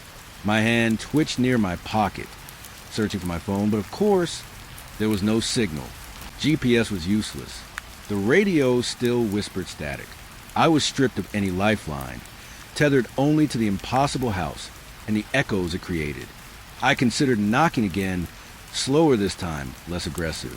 Maybe it was a person, a resident who didn't hear me over the storm. My own voice almost sounded like someone else's when I called out, "Hello?" The words cracked in the damp night. Silence followed. I swallowed, tasting the metallic tang of fear. The steps stopped, but then I heard something new, a soft scuff like something dragged across the floor. The curiosity loop began. Why would anyone drag something inside an empty house? And if it wasn't a person, then what? I leaned closer to the door, listening, try to catch any detail that could root me in reality. Each heartbeat seemed louder than the last, a warning drum, echoing in a hollow cavity in my chest. I stepped back for a breath and noticed a detail I hadn't before.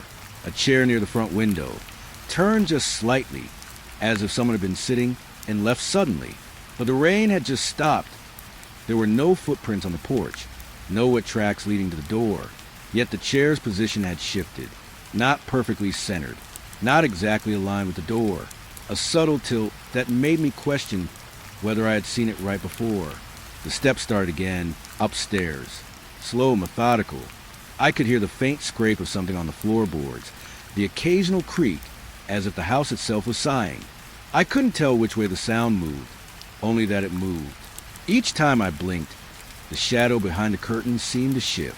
Was it moving independently, or was my mind bending reality to match the fear? I didn't want to know.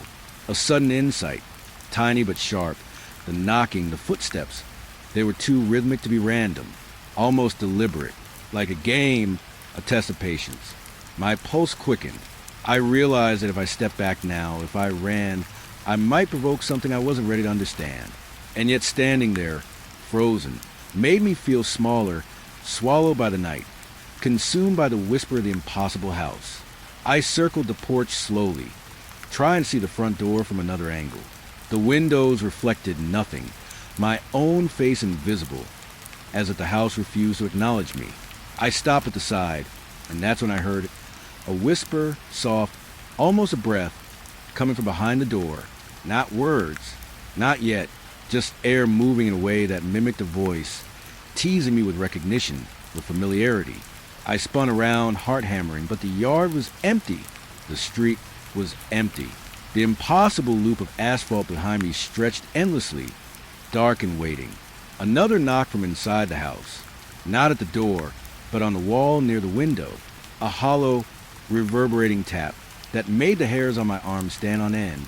My mind tried to rationalize. Maybe a branch blown by wind, but the air was still. I held my breath, listening. Tap, tap, tap. Each sound precise, deliberate. Each one answered my own fear, as if it knew how to find me without being seen. I realized, suddenly, that I was imagining the sound of someone pacing. Each scuff, each step, synchronized with my heartbeat. And then the whisper returned, just under audible, closer than it had any right to be. My name? Maybe. Or just the shape of it, distorted and teasing. My legs shook as I realized that my voice calling hello earlier could have been part of the same pattern, a loop designed to pull me in deeper. The door handle jiggled. Light pressure, soft and testing. My instinct screamed. I retreated a step, my eyes on the keyhole, the cracks in the wood. Nothing. And then the softest thump, a heartbeat against the other side of the door, as if whatever was inside wanted to mimic life. I could feel it through the wood. A rhythm. My own pulse answered it. Tense, shaky, urgent. Curiosity twisted with dread. What was in there? I didn't want to know, yet every instinct forced me closer. I leaned, peered the window, and saw it. A blur of movement upstairs. Not human, not entirely. Something shifting just beyond the last stair, the top landing, where light and shadow played tricks on perception. I could almost make out a shape, long and thin, sliding past the walls.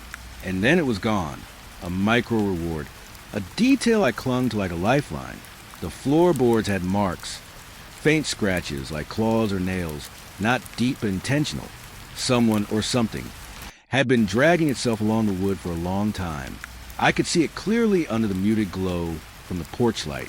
I traced the scratches with my eyes, following them toward a corner of the living room. And then I realized The marks didn't lead anywhere. They stopped mid-room, as though whatever made them had vanished into thin air.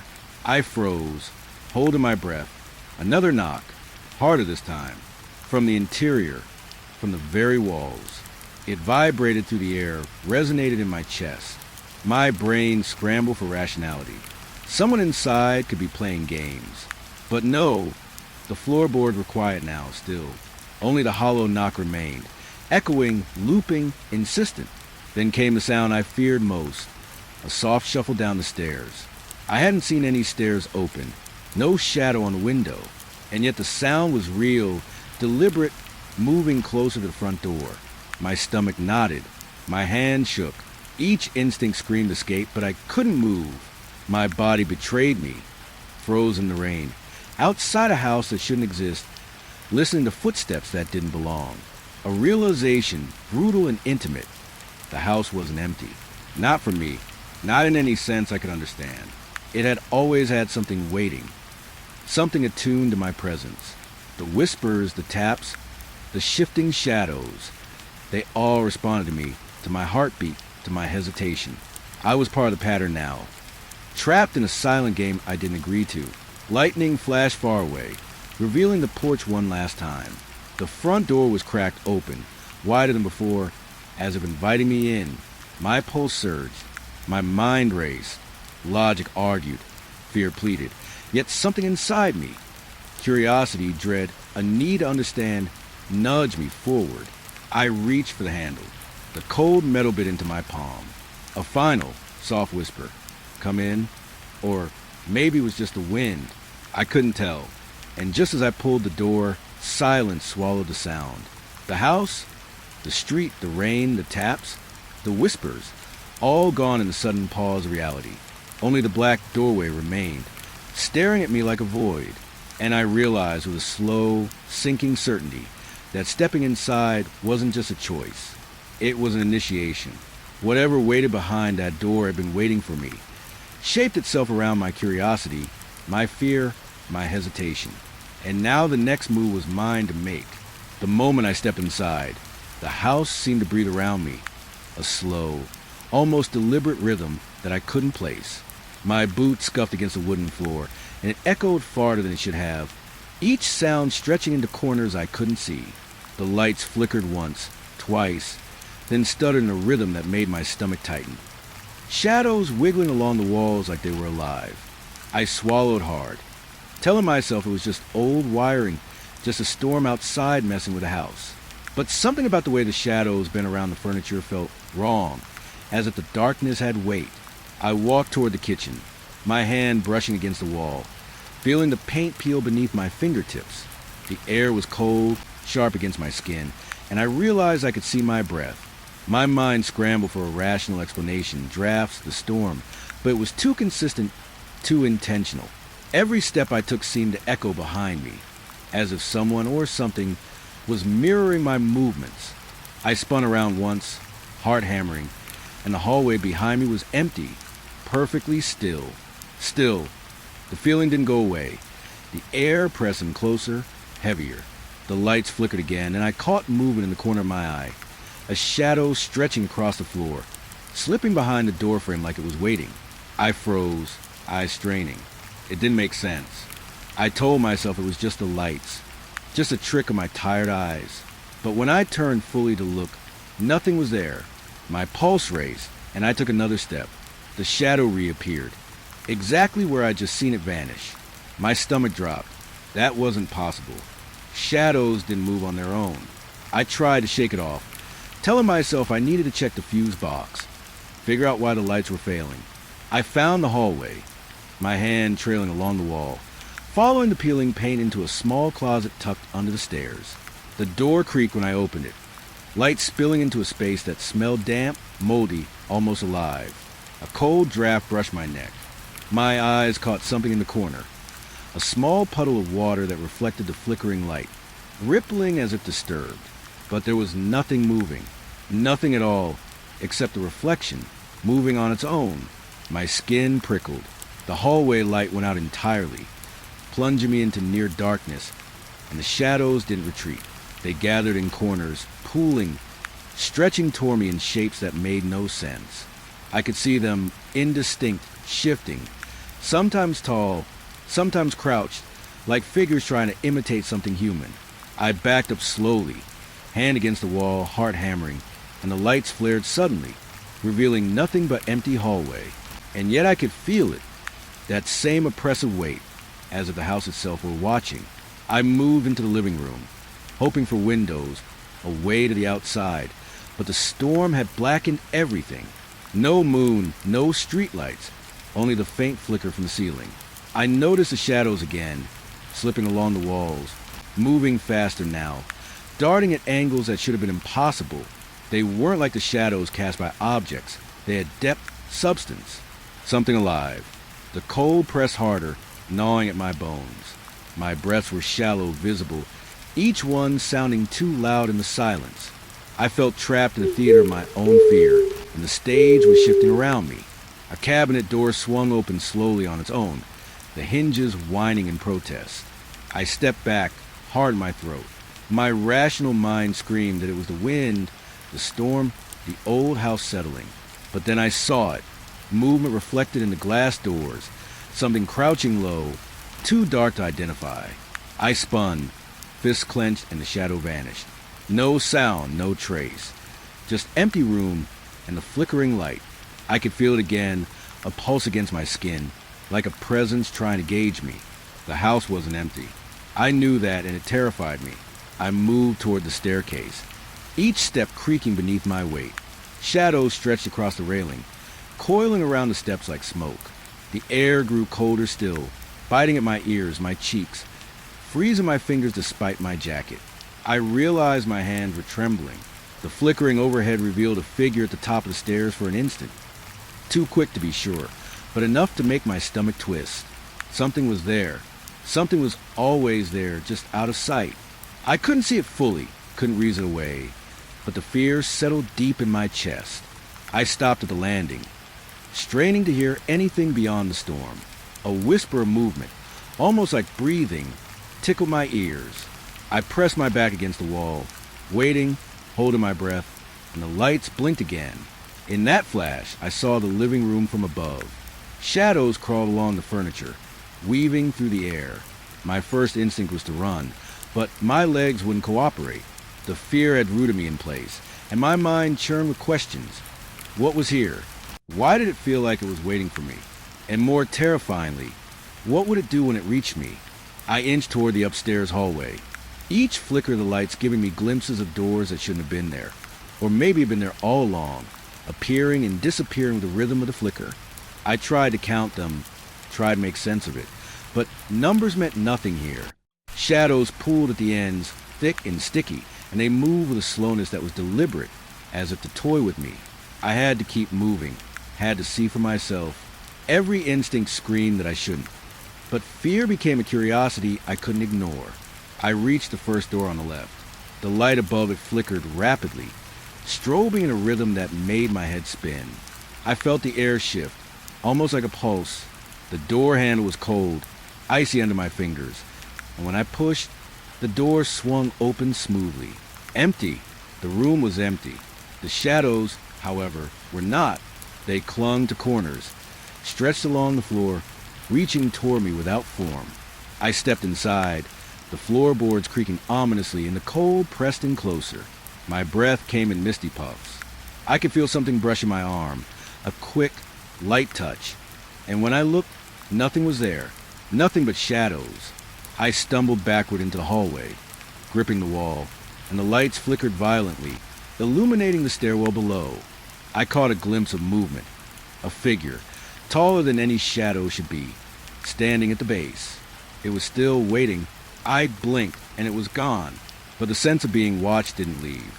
The cold seeped deeper, a living thing, wrapping itself around my chest, and I realized that even if I ran, the house would follow me in ways I couldn't comprehend. A sudden flash made the ceiling light up fully, and the entire upstairs hallway stretched farther than it should have. Doors rearranged, angles distorted. Panic clawed at me. I wanted to leave, wanted to escape, but the path to the stairs seemed to twist away, elongating, shifting. Shadows danced along the walls at impossible angles, twisting like smoke caught in a gust. I felt the floor tilt beneath me, though the house was perfectly level. My mind screamed that I was dreaming, hallucinating, but everything felt too real, too sharp. I grabbed a door at random, swinging it open, hoping for a stairwell, a way out, something. Nothing. Empty room again. Shadows pooled in corners, stretching and thinning with each flicker of the light. My reflection appeared in a cracked mirror, and for a split second, I saw more than myself. A dark silhouette crouched behind me. I whipped around. Empty hallway, but the reflection lingered, staring at me, mocking me. My stomach knotted. The house was alive, and it was aware. The light stuttered once more, plunging me into darkness that wasn't natural. My eyes strained, but I could see faint shapes, the shadows moving with a deliberate patience. I could hear whispers, soft, indistinct, a language my brain couldn't parse. My instinct screamed to flee, but I was trapped, caught in a loop of fear and curiosity. Each flicker revealed more, a dance of shadows and light, teasing me with glimpses of reality that shouldn't exist. Every corner I turned, every door I opened, the shadows shifted just enough to evade my understanding, just enough to keep me unbalanced. I sank to the floor for a moment, shivering, trying to catch my breath. The light flickered overhead, and I noticed something. The shadows weren't just dark. They were watching me. Patterns formed in the flickers, shapes that mimicked my posture, mirrored my fear. I realized the house wasn't empty. It was alive. It remembered. It waited. And with each blink of the lights, it studied me. My pulse raced, my skin prickled. But somewhere deep down, I knew that understanding was not safety. Curiosity had brought me here, and it would not let me leave unscathed. I forced myself to my feet, hand trailing along the wall, moving toward what I hoped was a staircase. Each step revealed more flickering shadows, a gallery of shapes I could barely comprehend. Some crouched, some loomed, some seemed to flow along the floor like liquid. The cold gnawed at my bones, sharper than before. I realized I couldn't rely on my senses. The house was bending them, twisting perception. Every flicker of light was a question, every shadow a challenge. I had to keep moving, had to understand, had to see the end. Or maybe there was no end at all. And as I stepped forward, the lights blinked once more, revealing a figure at the end of the hallway. Silent, still, almost human in posture, yet impossible in form. The air tightened, pressing down on me like a vice. My breath froze.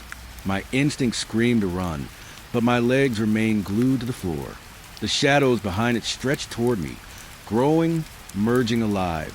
And in that instant, I understood I was not alone. I had never been alone. The house had been waiting, patient, deliberate, and now it was ready. I froze, the figure and shadows poised between blink and darkness, and I realized that the light's flicker was not just illumination. It was a heartbeat, and I was inside it. The hallway stretched before me, longer than it had a moment ago, the walls bending in ways that didn't make sense. I spun toward the staircase, the way out, but it wasn't there. The doorway had vanished, replaced by a flat wall that pulsed faintly under the flickering light. My stomach sank. I told myself it had to be a trick of the shadows, a hallucination brought on by the cold and the fear. But the firmness of the wall under my hand said otherwise. This house didn't want me to leave. I backed away slowly, my eyes scanning the walls, the floor, the ceiling, searching for anything familiar. Then I heard a whisper, soft, low, almost intimate, coming from behind the plaster. Anna. My name, drawn out like a question, like a promise, like a threat. My heart stuttered. I didn't answer. I couldn't. My mind was screaming that I had to move, had to get out, but my feet felt rooted to the floor. I pressed my ear against the wall. The whisper came again, closer this time, curling through the wood and stone like smoke. It wasn't just a sound. It was a weight, pressing against my skull, seeping into my thoughts. Anna, it repeated, and each time it felt like the voice was learning me, remembering me, waiting for the moment I'd slip. My pulse pounded. My breath came fast, misty in the cold, and the flickering light overhead made everything look wrong. Doors that shouldn't exist, walls that seemed to lean in. I tried the nearest door, twisting the handle. Locked. The second door, locked. Panic clawed at me. Every door I touched resisted, firm, unyielding. And through the thin plaster, that whisper followed me, moving, shifting, echoing in ways that made my skin crawl. It wasn't just calling my name. It was in the walls, behind them, around me, like the house itself had learned to speak. I stumbled backward, hands sliding along the wall, my eyes scanning for anything I could use, anything to pry open, break through. The hallway was longer now. Doors multiplied where there should have been only one. Shadows pooled and stretched along the floor in impossible angles, shifting in response to my movement. The whisper didn't pause. It laughed softly this time, almost pleased, and I felt my stomach twist in horror. I tried to run toward where I thought the exit had been, but the hallway curved and bent, stretching impossibly, and I ran in circles, each corner looking the same, each door just out of reach. My hands shook as I tried each handle, my mind screaming that I needed to leave. The whispers followed, closer now, sharper, brushing against my consciousness like a living thing. Anna, come here. I slammed my fist against the nearest door.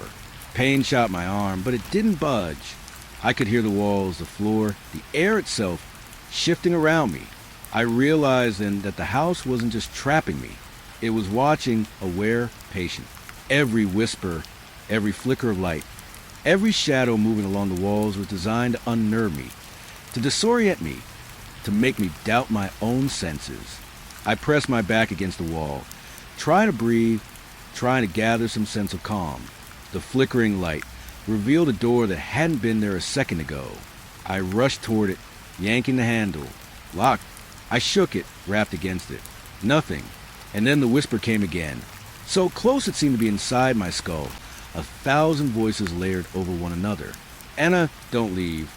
My mind started to panic in earnest. The walls felt alive now. Subtle shifts beneath my hands. Almost imperceptible, but undeniable. The doors, their surfaces smooth and unyielding, mocked me. Every path I tried ended the same way. I couldn't tell up from down, left from right. I was trapped in a house that had no rules, no logic, only a will of its own, and it wanted me. I sank to the floor, leaning against the wall, eyes darting around the impossibly long hallway. The flickering overhead created shadows that twisted like smoke, stretching toward me, and through them, the whispers came, soft, intimate, insistent. They didn't need to move. They were everywhere. I tried to close my eyes, tried to block it out, but the voice had learned my fears, crawling inside me, wrapping itself around my thoughts. A door in the distance swung open slowly, and I froze. No one could have opened it. It wasn't possible. The room beyond was dark, but the edges seemed to shimmer, the air vibrating with the whisper of my name. Curiosity and fear warred inside me. Every instinct screamed to run, to hide, to escape. But I found myself moving forward, drawn by the sound, by the impossible pull of the house. The hallway seemed to stretch forever as I approached. Shadows shifted, pooling at the base of doors, sliding up walls, moving independently of the light. I reached the swinging door, my hand hovering over the handle. The whispers stopped for a moment. Silence pressed in thick and suffocating. And then, just as I touched the wood, the voice returned low, teasing, certain. You're mine now. I stumbled backward, panic ripping through me, and the door slammed shut on its own. I was alone, yet the feeling of being watched intensified, crawling along my skin, whispering in places no one should hear. Every door I tried after that resisted, every handle icy and unyielding. My name echoed from the walls in patterns that made no sense, always behind me, always just out of reach. I ran again, hands sliding along the walls, searching, desperate. But each door, each corner led to nothing. The hallway curved, twisted, stretched, and the whispers followed, a cruel game. I realized I didn't know where I had started anymore. The exit wasn't gone by chance. It had never existed. I had been lured, step by step, into the center of something I didn't understand, and the house knew it. My breath came in short, visible puffs. My pulse had drummed my ears. The shadows clung to corners, pooled under doors, and every flicker of the light revealed shapes just at the edge of perception. Figures that might have been human once, might have been illusions, might have been a house itself taking form. I felt small, insignificant, and utterly exposed. I tried to shout, but my voice echoed, bouncing off the walls in distorted tones, giving the illusion of more presence than there was. And through it, the whisper returned, layered and cruel, mocking. And a why fight? My chest heaved, and I realized then that the house didn't need to chase me. I was already inside it, already part of its game. Every door, every shadow, every flicker of light was a thread pulling me deeper. I sank again, pressing my hands to my face, trying to calm my mind. The flickering lights painted the walls in rapid strokes, revealing doors where there should have been none, angles that bent like paper, shadows stretching toward me with patience and purpose. I understood, with a sick certainty, that logic had no power here. The house's rules were different. Its will absolute. A soft tapping started from behind one of the walls. Slow, deliberate, measured. And then a voice, different from the whispers, softer, almost gentle, called my name again. I couldn't tell if it was real or imagined. I froze, listening, and the tapping grew more urgent, faster, like a heartbeat. My curiosity flared despite my terror. I wanted to know who or what was inside, moving behind the walls. I edged closer, hand brushing the cold surface, following the sound. It led to a wall that had been blank, featureless, but now a door, faintly outlined, pulsing with a subtle light from within. My fingers traced the edges. Ice, metal. I tried to push it open. Locked. And then the whisper returned, louder, clearer. "Anna, stay." Panic clawed at me, but I forced myself to step back. I realized that the house wasn't just keeping me in. It was teaching me something, testing me, bending my perception, feeding on my fear. Each locked door, each whisper, each flicker of light was a lesson I didn't want to learn, but I couldn't stop listening. The hallway shifted again, curving impossibly, doors appearing and disappearing. Shadows moved independently, crawling along the floor and walls. And through it all, my name came, over and over, soft and insistent, threading into my thoughts, weaving into my heartbeat. I understood, in a cold, sinking way, that the exit wasn't gone. It had never been real. The house itself was the exit, and it wasn't going to let me leave. I pressed my back to the wall, shivering, my hands clutching the peeling paint. The whispers grew louder, impatient. 1,000 tiny voices layered into one, and then a final whisper, clear and singular, "You belong here now." I froze, the room stretching, shadows pooling, and a cold certainty settled in my chest. I was trapped inside a house that didn't obey reality, and it knew my name. My name was a key, and I had no choice but to listen. The rain was relentless, drumming against the roof of my little shack with a rhythm that felt almost alive. I hunched over my radio, the static crackling like teeth gnashing in the dark. Normally, these storms were background noise, something to blur the edges of the night while I tinkered with frequencies. But tonight, something made the static feel deliberate, as if it was trying to speak to me. I adjusted the dial slowly, ears straining. At first, it was just noise, familiar, mundane, comforting in its predictability. And then I heard it, a pattern buried under the hiss. Short, long, short, pause, short, long, short. My pulse quickened. Morse code. Someone was trying to reach me, or someone was calling out from somewhere I couldn't see. I tapped out the letters slowly on a scrap of paper. S-O-S, the universal call for help. My fingers froze over the pen. Who was sending this? And why did it feel so close? Like the storm had funneled their signal straight into my room. The lights flickered above me as I leaned closer to the receiver. Each flash of illumination made the shadows in the corners twitch. The rain outside slammed against the window harder, as if urging me to listen. The code repeated, the pauses stretching just long enough to make me question my own ears. Was it really SOS, or was my brain trying to make sense of chaos? I adjusted the antenna, heart thudding, and the message came through clearer this time. The pattern repeated with strained precision, almost musical, almost personal. I felt like it was calling me, not anyone else. But from where? The nearest town was miles away. And then it hit me. The signal was too faint, too distorted, too wrong. No one could be sending this from a place I could reach. A knock at the window made me jump. My stomach dropped. I live alone. There was no one outside. Only rain, dark, and that relentless tapping against glass. I told myself it was branches, maybe a loose shutter. I returned to the radio, but the pattern had changed slightly. The dots and dashes were now interlaced with pauses that felt like a heartbeat, a counting, waiting. I tried to translate again. Each letter spelled nonsense at first, random fragments.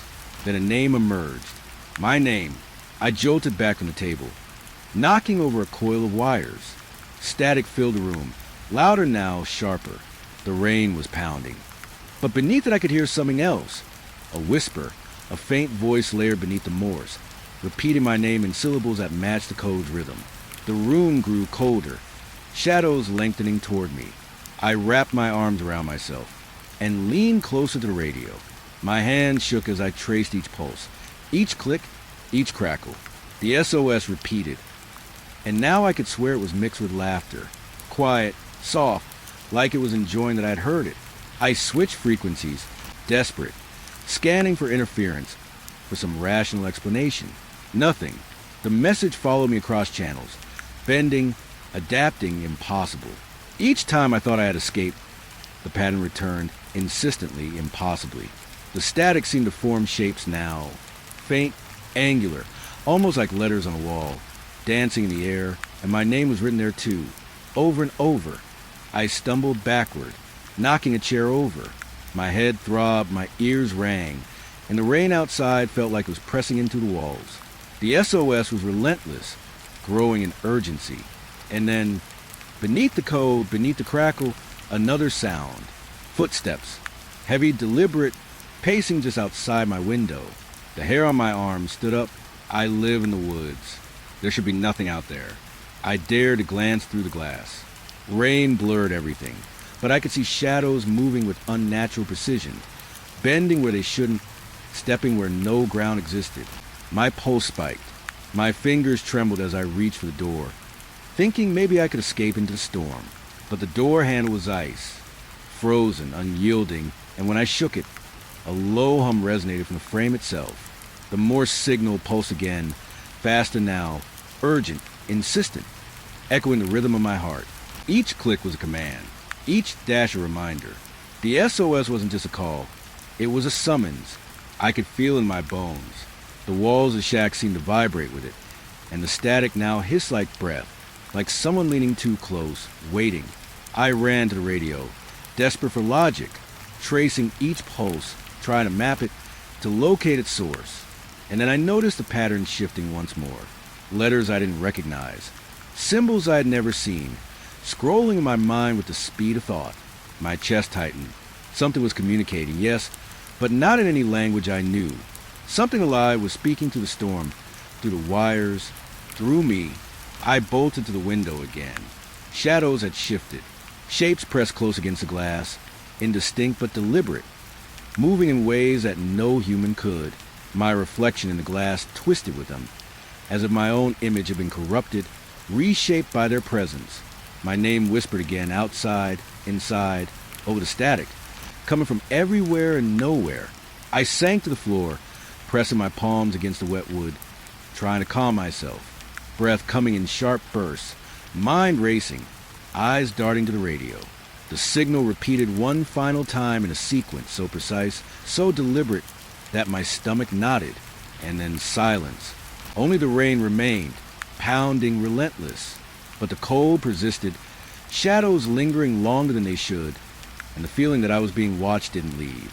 I turned back to the radio. The receiver was dead. Every dial, every knob, every wire was still, yet I knew, deep down, that the SOS hadn't ended. It hadn't stopped calling me. It had only paused, waiting for me to listen again, waiting for me to respond. And I couldn't shake the certainty that the next time I heard it, I wouldn't just be hearing a signal. I would be part of it.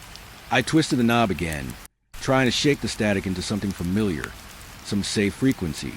But the hiss had changed. It wasn't random anymore. It was deliberate. My own voice whispered back at me through the crackle, uneven, distorted, yet unmistakably mine. I froze, hands clutching the receiver like it could anchor me to reality. Stop. It hissed, fragmented, carried and burst between bursts of static. My stomach sank. I hadn't said a word aloud. Not once. Yet there it was, my own voice warning me to stop. My fingers hovered over the dials, trembling, heart hammering like it wanted to escape my chest. The storm outside had grown, winds lashing against the shack, rain thrumming against the roof with a rhythm that matched the pulse racing in my head. I wanted to turn it off, smash the radio, run outside into the pouring rain, and forget this ever happened. But curiosity, it's a cruel thing, rooted me to the chair. I had to know who or what could mimic me so perfectly. My voice repeated again, forming words now, clearer, urgent, like a hand gripping my mind from the inside. Stop listening. Turn it off. I laughed nervously, a short, hollow sound. It's just interference, just the storm, I muttered to myself. But the words weren't my own. They were repeating mine. Each syllable pressed against my ears, against my thoughts. It was impossibly close, intimate, and utterly wrong. I could feel the weight of it in my chest, tightening my ribcage like someone or something was sitting there with me, invisible, watching. I adjusted the tuning again. The hiss stuttered, and then there was another voice layered underneath. Familiar, but not mine. Soft whispering, like a shadow breathing beside me. It called my name, slow, deliberate. Every time I thought I had escaped the pattern. The sound morphed, bending over frequencies I couldn't recognize. Yet every shift felt purposeful, targeted. I pinched the bridge of my nose. This isn't real, I told myself. I'm imagining it. But then the words came again, my own voice warning, pleading, echoing back to me. Each repetition carried a new layer of dread. They weren't just warnings, they were instructions. But the instructions didn't make sense. Stop. Don't. You can't leave.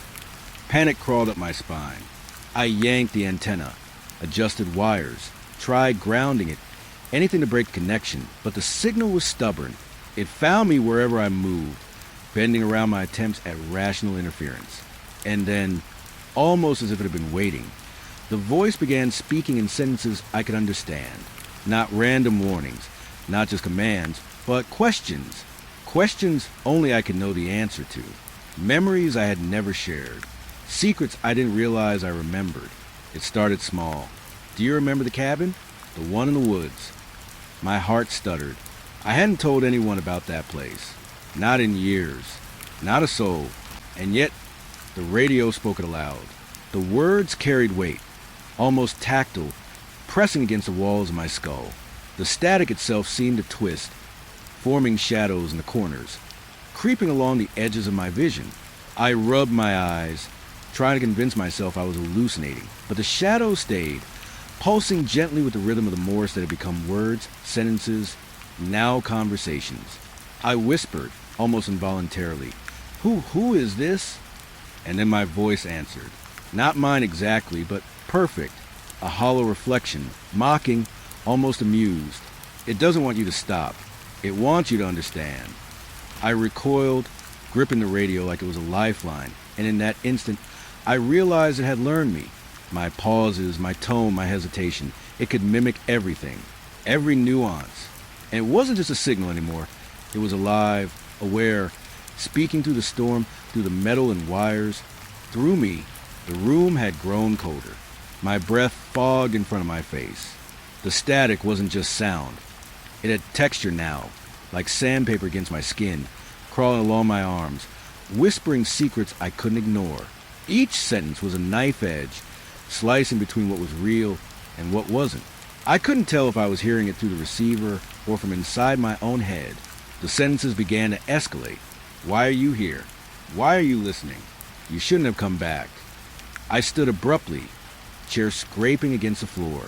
The rain outside pounded with new intensity, a violent percussion that seemed to answer the voice.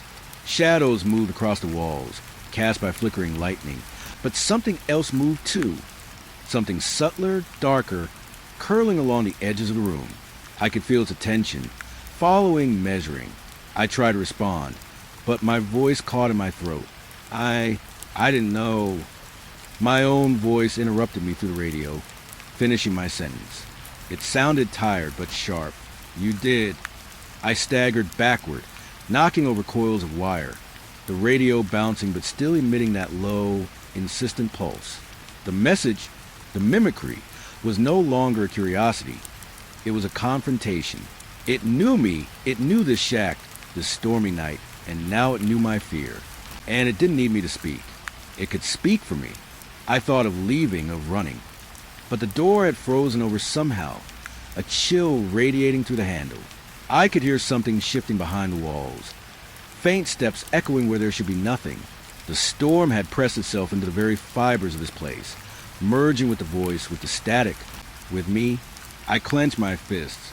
I'm leaving. I will leave. The radio crackled again, words forming before I could touch it. You can't. Not yet. Listen. Learn. Survive. The sentences blurred, sped up, slowed down, dancing in and out of rhythm, but always returning to me. The voice had opened doors in my mind I hadn't known existed, brushing against memories I had buried. And beneath the instructions, the mimicry, the layered static. I could feel intent. A will, not human, not natural, but intelligent. Watching, guiding, manipulating. I sank to the floor, radio in my lap, body shaking. My own voice, my real voice, whispered alongside the distorted one, overlapping in impossible harmony. And yet, somewhere deep, I understood, this was only the beginning. The storm was not just outside. It was inside me. It was inside the wires, the static, the pulse, waiting. I traced the Morse pattern one last time before the storm began to shift. Something was coming with it. Something beyond the code, beyond the voice.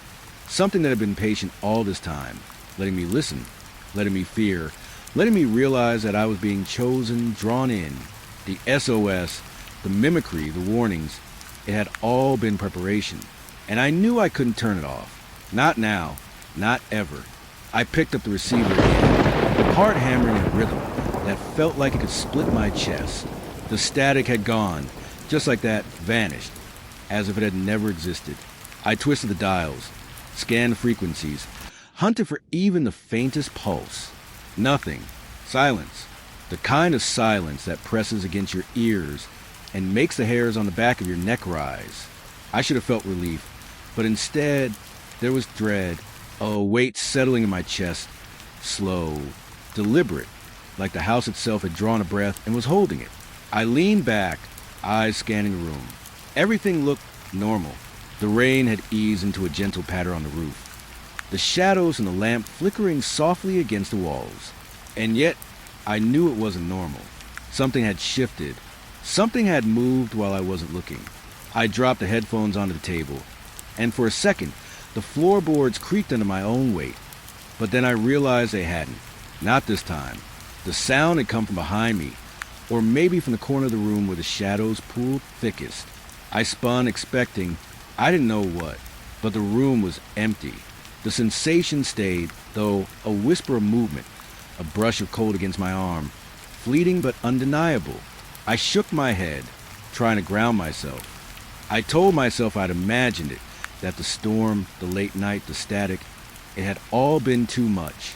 But my fingers, trembling, traced the edges of the radio again, as if the device itself might anchor me to something real. Then I noticed it. The small things at first. The kitchen chair, slightly out of place. A photo on the mantel tilted, though I was sure I'd straightened it earlier. My pulse quickened. That wasn't just coincidence. That was deliberate. Someone or something had been here while I wasn't looking. I walked slowly toward the hallway, every step cautious, listening. The air felt heavier, colder, each breath forming a thin mist in front of me. I reached the living room and then froze. On the far wall, where the light didn't quite reach, there was a smear.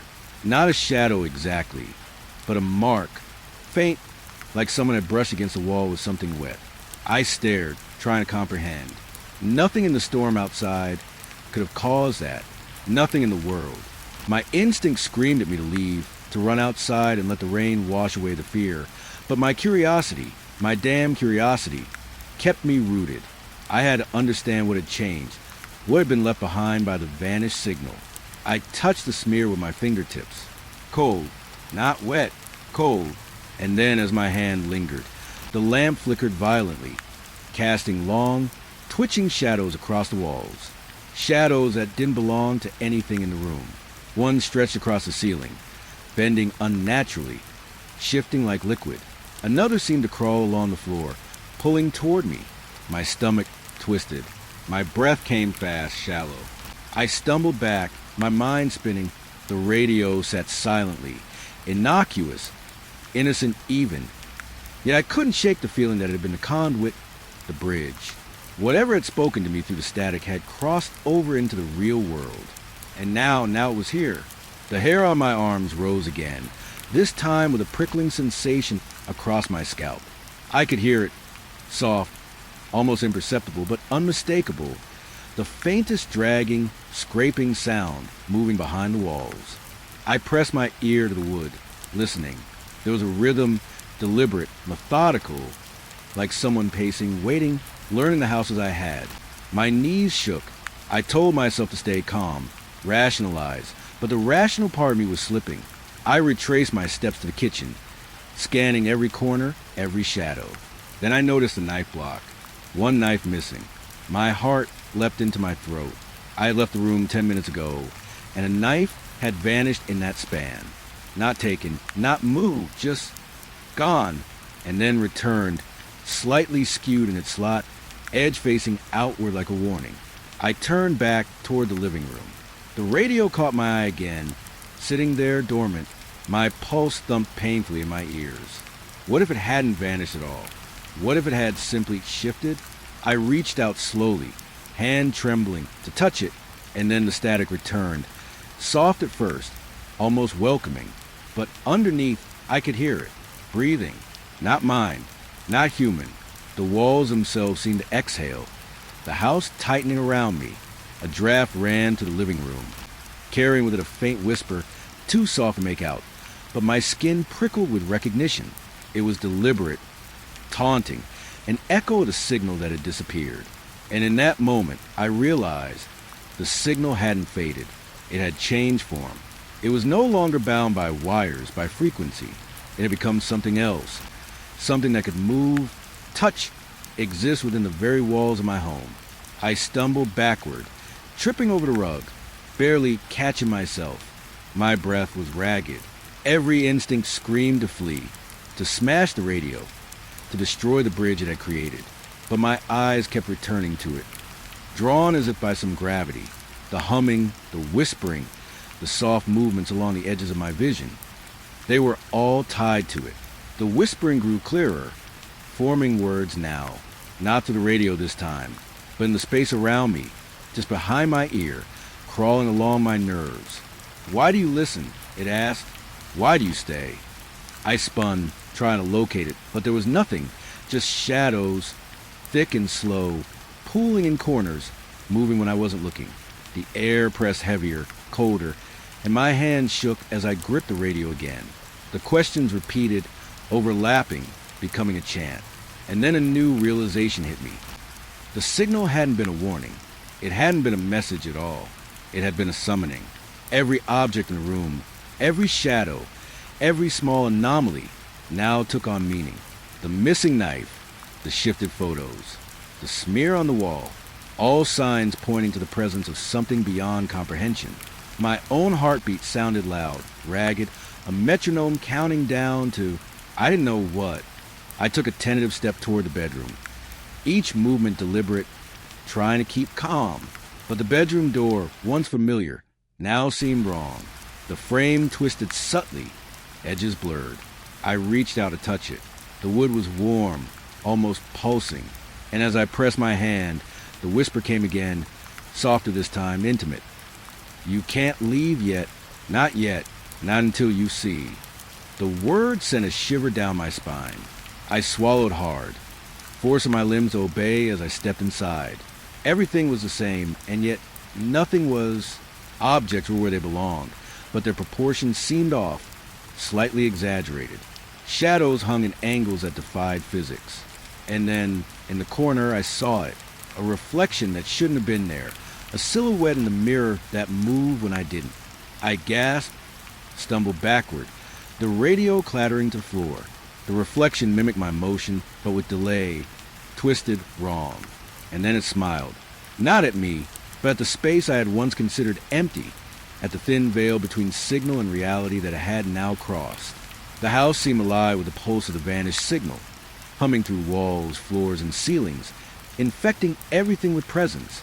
I understood in that moment that it hadn't been a voice. It had been a gateway. And whatever had used the Morse code, the static, the radio, it was here now. Not bound by anything, only by my awareness. I sank to the floor, breathing heavily. The storm outside had quieted completely, leaving only the oppressive hum inside the walls. I stared at the radio, now just a box of wires and metal. But I knew better.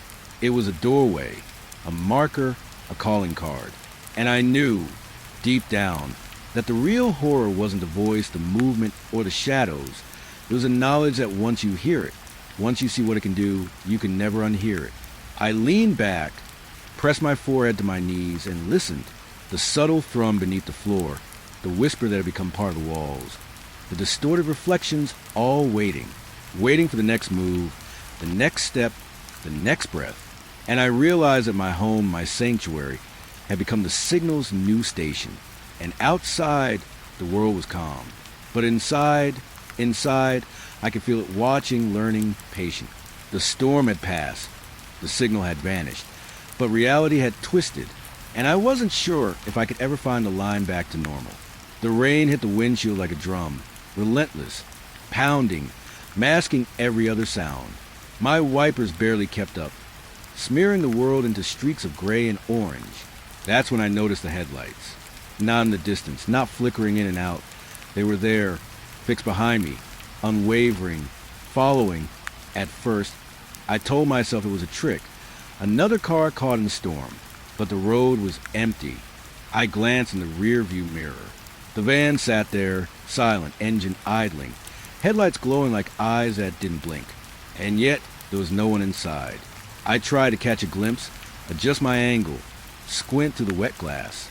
Nothing, just a hollow cab, dark and empty. My chest tightened.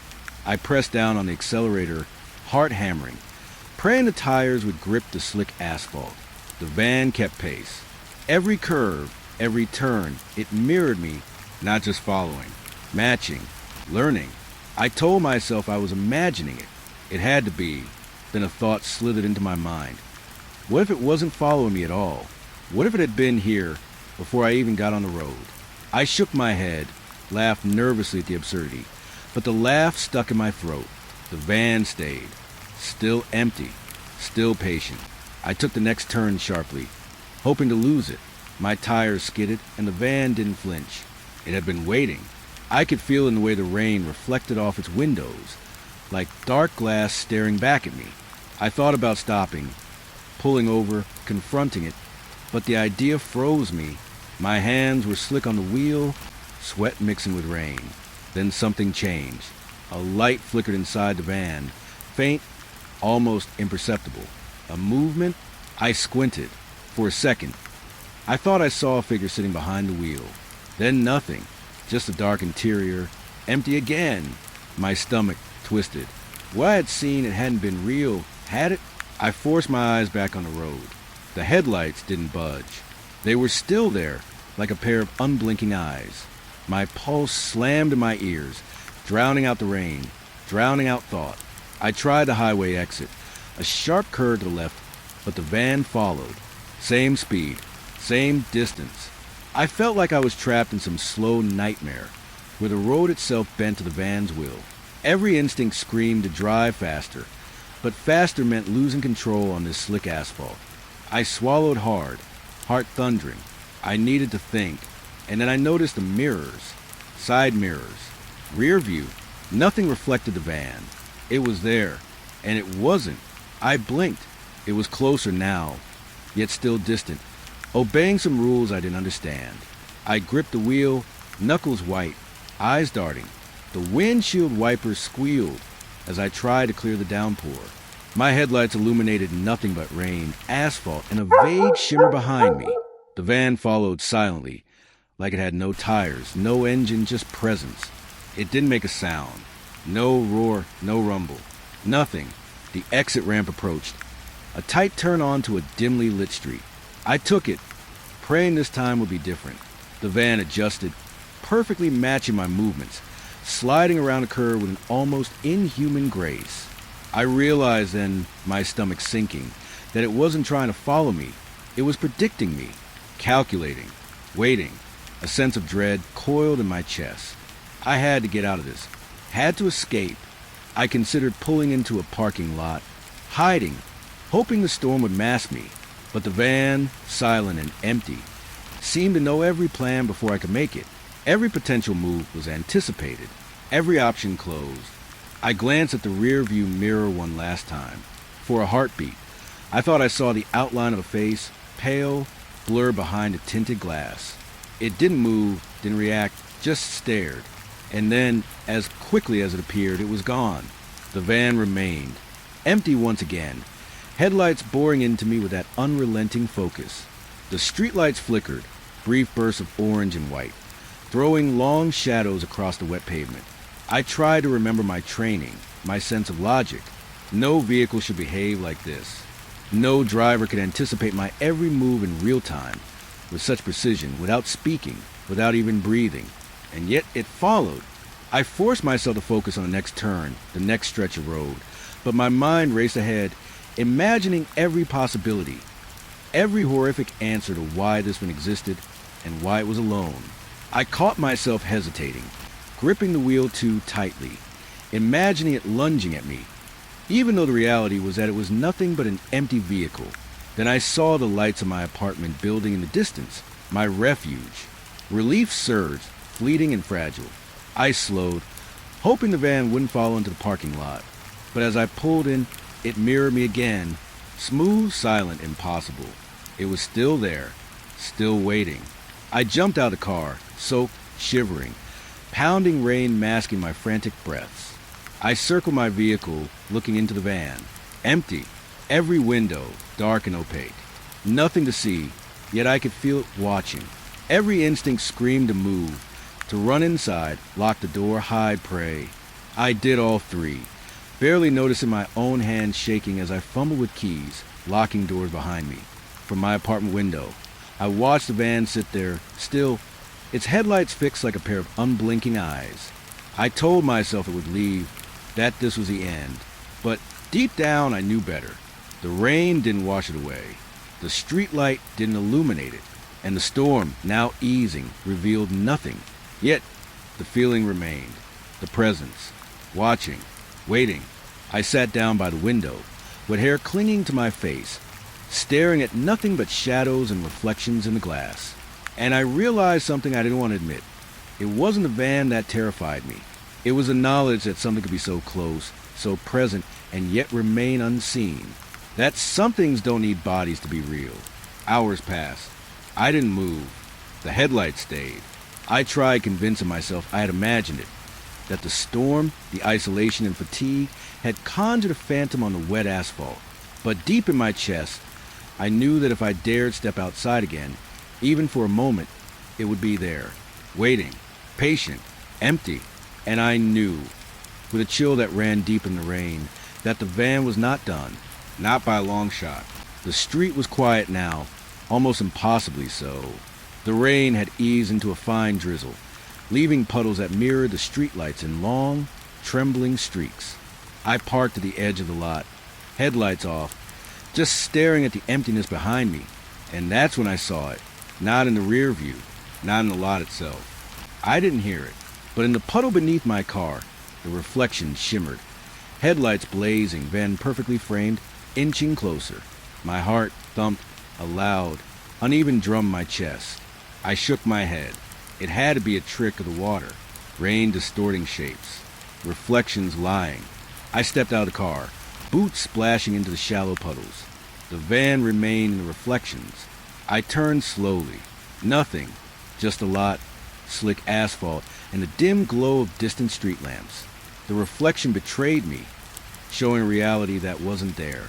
Or maybe it was, and my eyes were too slow to see it. The air felt colder now, sharper. I rubbed my arms, trying to convince myself it was just the wet chilling me. But a sinking unease dug into my stomach. The puddle wasn't the only thing lying. Every mirror I passed, the convenience store window, my rear view, even a street sign reflecting the world, showed a van behind me, silent, empty, watching. I didn't move. I couldn't move. Questions raced faster than I could answer. Why was it showing up only in reflections? Only when I wasn't looking directly at it. My mind flickered between logic and fear. Maybe my mind was fracturing. Maybe the storm, the isolation, had cracked something inside me. But the images were too consistent, too real.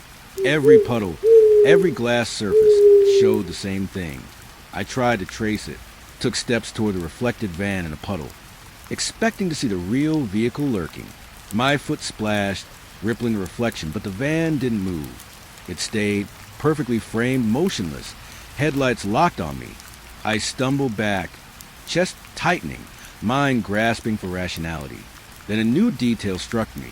The reflection wasn't quite right.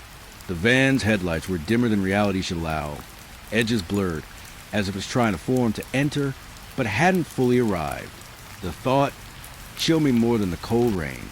If it could exist in reflection, what stopped it from existing anywhere else? I raced back to my car, eyes darting. Each step made my stomach turn over. Every mirror seemed to hold secrets I didn't want to see. I passed the shop window. The van was there again, closer this time, angled slightly, facing me. My own reflection stared back in the glass, eyes wide, panic etched across my face. But the van moved differently from me, sliding in a way no vehicle could. Smooth, impossible, deliberate. I shook my head violently, trying to clear the images. I told myself it was a trick of perspective, a shadow, water distortion. I could feel the lie in my mind forming explanations to protect me. But even as I tried, I noticed something worse. Every reflection didn't just show the van. It showed me reacting to it before I actually moved. My reflection flinched, head turned, a foot lifted, and then I did, mirroring the motion, trapped in a cycle I didn't control. The ground under my boots seemed to warp with every step. Puddles reflected not just a van, but fragments of rooms I didn't recognize. Walls from my apartment, the kitchen, my bedroom, as if the reflections were bleeding my own spaces into this lot. My mind swirled. How could puddles show interiors that weren't here, that weren't anywhere? I stumbled backward, nearly falling into a deeper puddle. The van's reflection shifted again, closer, occupying more of the puddle's surface. I wanted to look away, to hide, but something rooted me there, forcing my eyes to the glassy lie. It wasn't just following anymore. It was waiting, calculating, learning. I ran toward my car, sliding slightly on wet asphalt. Hands trembling, I tried to start the engine, but the key wouldn't turn, not in the ignition. Panic rose like smoke. I pounded the wheel, hoping it was a mechanical glitch, but even as I did, the reflection moved. The van edged closer in the puddle beneath my car, headlights brighter, sharper, almost glowing. I could feel its presence pressing through, urging me to panic. Desperation took hold. I ran into the convenience store, dripping wet, soaked to bone, and slammed the door behind me. The fluorescent lights flickered overhead, buzzing. I glanced out the window. No van, only streetlight reflections, puddles, wet asphalt. Relief surged briefly. My chest heaved. I told myself it was gone. But then I noticed a mirror above the counter, small and rectangular. And in it, the van, headlights bright, sliding silently toward me, impossibly close. My own face stared back, pale and shaking, and I realized with a jolt, the reflection wasn't showing me the van in the lot. It was showing me the van inside my mind. Inside me, I backed away slowly, every instinct screaming to run, but the reflection didn't allow me. It anticipated movement, copying every breath, every step. I wanted to turn my back, close my eyes, scream, but something rooted me in place, forcing me to watch as it crept closer, impossible, untouchable. Minutes passed, or hours. Time warped. Every mirror, every puddle became a trap. I couldn't tell where reality ended and reflection began, and the van wasn't just outside. I saw fragments of it in the kitchen, on the counter, on the floor of my bedroom, in places it could never physically exist. It was everywhere and nowhere, bleeding into my perception, distorting the world around me. I tried to convince myself it was hallucination, storm-induced exhaustion, the brain's way of breaking when isolated too long. But logic failed under the weight of the images. Each reflection was consistent, showing the van moving, inching, always silent, always empty, always patient. And worst of all, it seemed to know I was watching, to adjust itself in the puddles, in the mirrors, as if it had awareness, cunning, intelligence. I stumbled back toward the exit, toward the lot, thinking I could escape the reflections. But the van didn't wait outside. It waited in every reflective surface, waiting in my eyes, my mind. I caught myself hesitating. Knowing the moment I looked away even for a heartbeat, it would advance further, closer, even inside my own apartment, even inside my own skin. Then, in a small puddle near the curb, I saw something that made my blood run cold. The van's reflection flickered, not like a mirror, but like a screen turning on. And in that flicker, I saw a shape inside, a shadow that mimicked my form perfectly, sitting where a driver should be. No face, no detail, just a darkness shaped like me. And it waved, slowly, deliberately. I blinked, and it was gone. The puddle rippled, leaving only the wet asphalt behind. My hand shook uncontrollably, and I realized I had been holding my breath. I forced my lungs to expand. I tried to ground myself, to focus on what was real. But every reflective surface around me whispered a different truth. Back in my apartment, I avoided mirrors, covered puddles near the window with towels, turned off lights that could cast reflections. I tried to convince myself I had control. I was safe inside these walls. But deep down, I knew the truth. The van didn't need to exist outside. It only needed me to see it somewhere it shouldn't be. And as long as I could see, it would be there.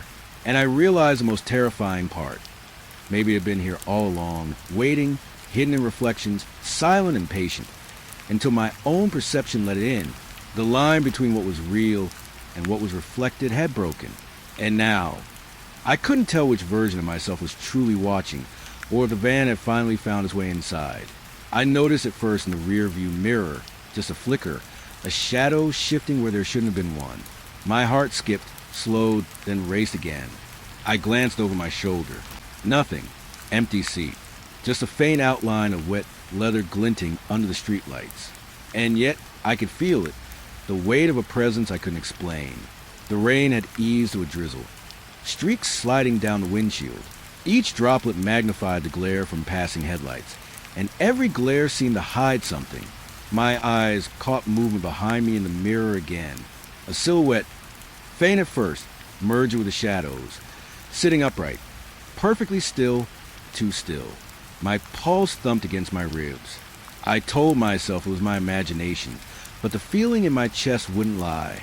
Someone or something was there. I pulled into a side street, hoping to lose it, to catch a glimpse of normal light. But the shadow stayed, watching, unblinking, silent. I checked the passenger door, rear seats, every angle I could reach without turning my back. Nothing, just my empty car. And yet, in the mirror, it remained perfectly poised, always just behind me. The sensation grew heavier, like the air itself was pressing against my skin. I started noticing details I hadn't before. A hand, maybe, or a fold in the jacket that didn't belong. Something too human to dismiss, too deliberate to be random shadow. And every time I thought I caught it in the corner of my eye, it would vanish when I looked directly. But I didn't feel relief. I felt watched, studied, evaluated. I tried driving faster, weaving through streets, forcing myself to rationalize. Maybe it was a reflection from the streetlights. Maybe fatigue was warping perception. But logic faltered against instinct. My reflection in the mirrors twitched unnaturally, mirrored movements I hadn't made, as if the shadow was shaping me, reshaping my actions before I even realized it. A chill ran down my spine. The rear view wasn't showing reality anymore. It was showing something else, something patient. I imagined a face, eyes unblinking, fixed on me, and for a moment I felt my skin crawl under the imagined gaze. But that moment stretched. Minutes or seconds, I couldn't tell. Every stoplight became a stage. Every dark street a theater where the shadow waited. I slowed at an intersection, staring into the mirror again. The silhouette leaned slightly forward this time, almost imperceptibly, as if curious. I wanted to look away, to shake the feeling, but my eyes were glued to it. My hands tightened on the wheel. Sweat ran down my temples, mixing with the drizzle on the windshield.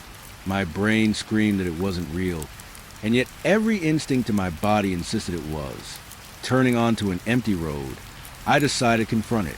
I reached for the rear door, half expecting it to be there when I looked, half hoping it wouldn't. My hand shook as I unlocked the door, flipped the handle. Empty. The back seat was bare, normal, mundane. My chest heaved with relief, but the relief was fragile. When I glanced at the rearview mirror again, it was sitting there, shadowy and still, silently observing, like it had never left. I tried reasoning. Maybe it was some residue from my own mind, lingering fear from the van, the mirrors, the reflections that had been lying. But why now? Why perfectly upright, perfectly human? And why didn't it fade? It wasn't random. It was deliberate. I could feel it calculating, watching. The longer I stared, the heavier the weight of presence became, pressing into my spine, rooting me in place. Every turn, every curve of the road, I felt it shift in the mirror. Not physically, its shape didn't change, but its attention did. It followed me with uncanny precision, tilting just enough, leaning closer with imperceptible intent. I tried not to breathe, tried to move slowly, hoping to escape its gaze, but my own reflection betrayed me. It twitched unnaturally, mimicking me in ways I hadn't consciously done. And the shadow mirrored that, inch for inch, heartbeat for heartbeat. At a stop sign, I saw something that made my stomach twist. The silhouette raised an arm, not fully, just a shadow of a movement, and I flinched. My own arm jerked reflexively. I wanted to scream, to tear myself away from the wheel, but I was trapped by my own perception.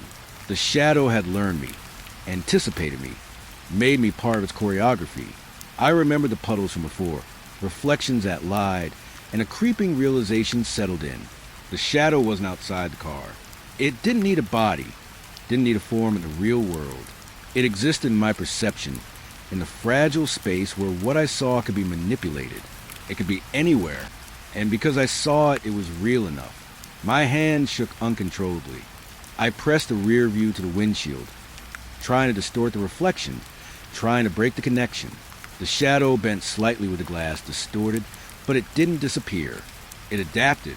Every movement, every angle, every flicker of light was calculated, and the silence was worse than sound.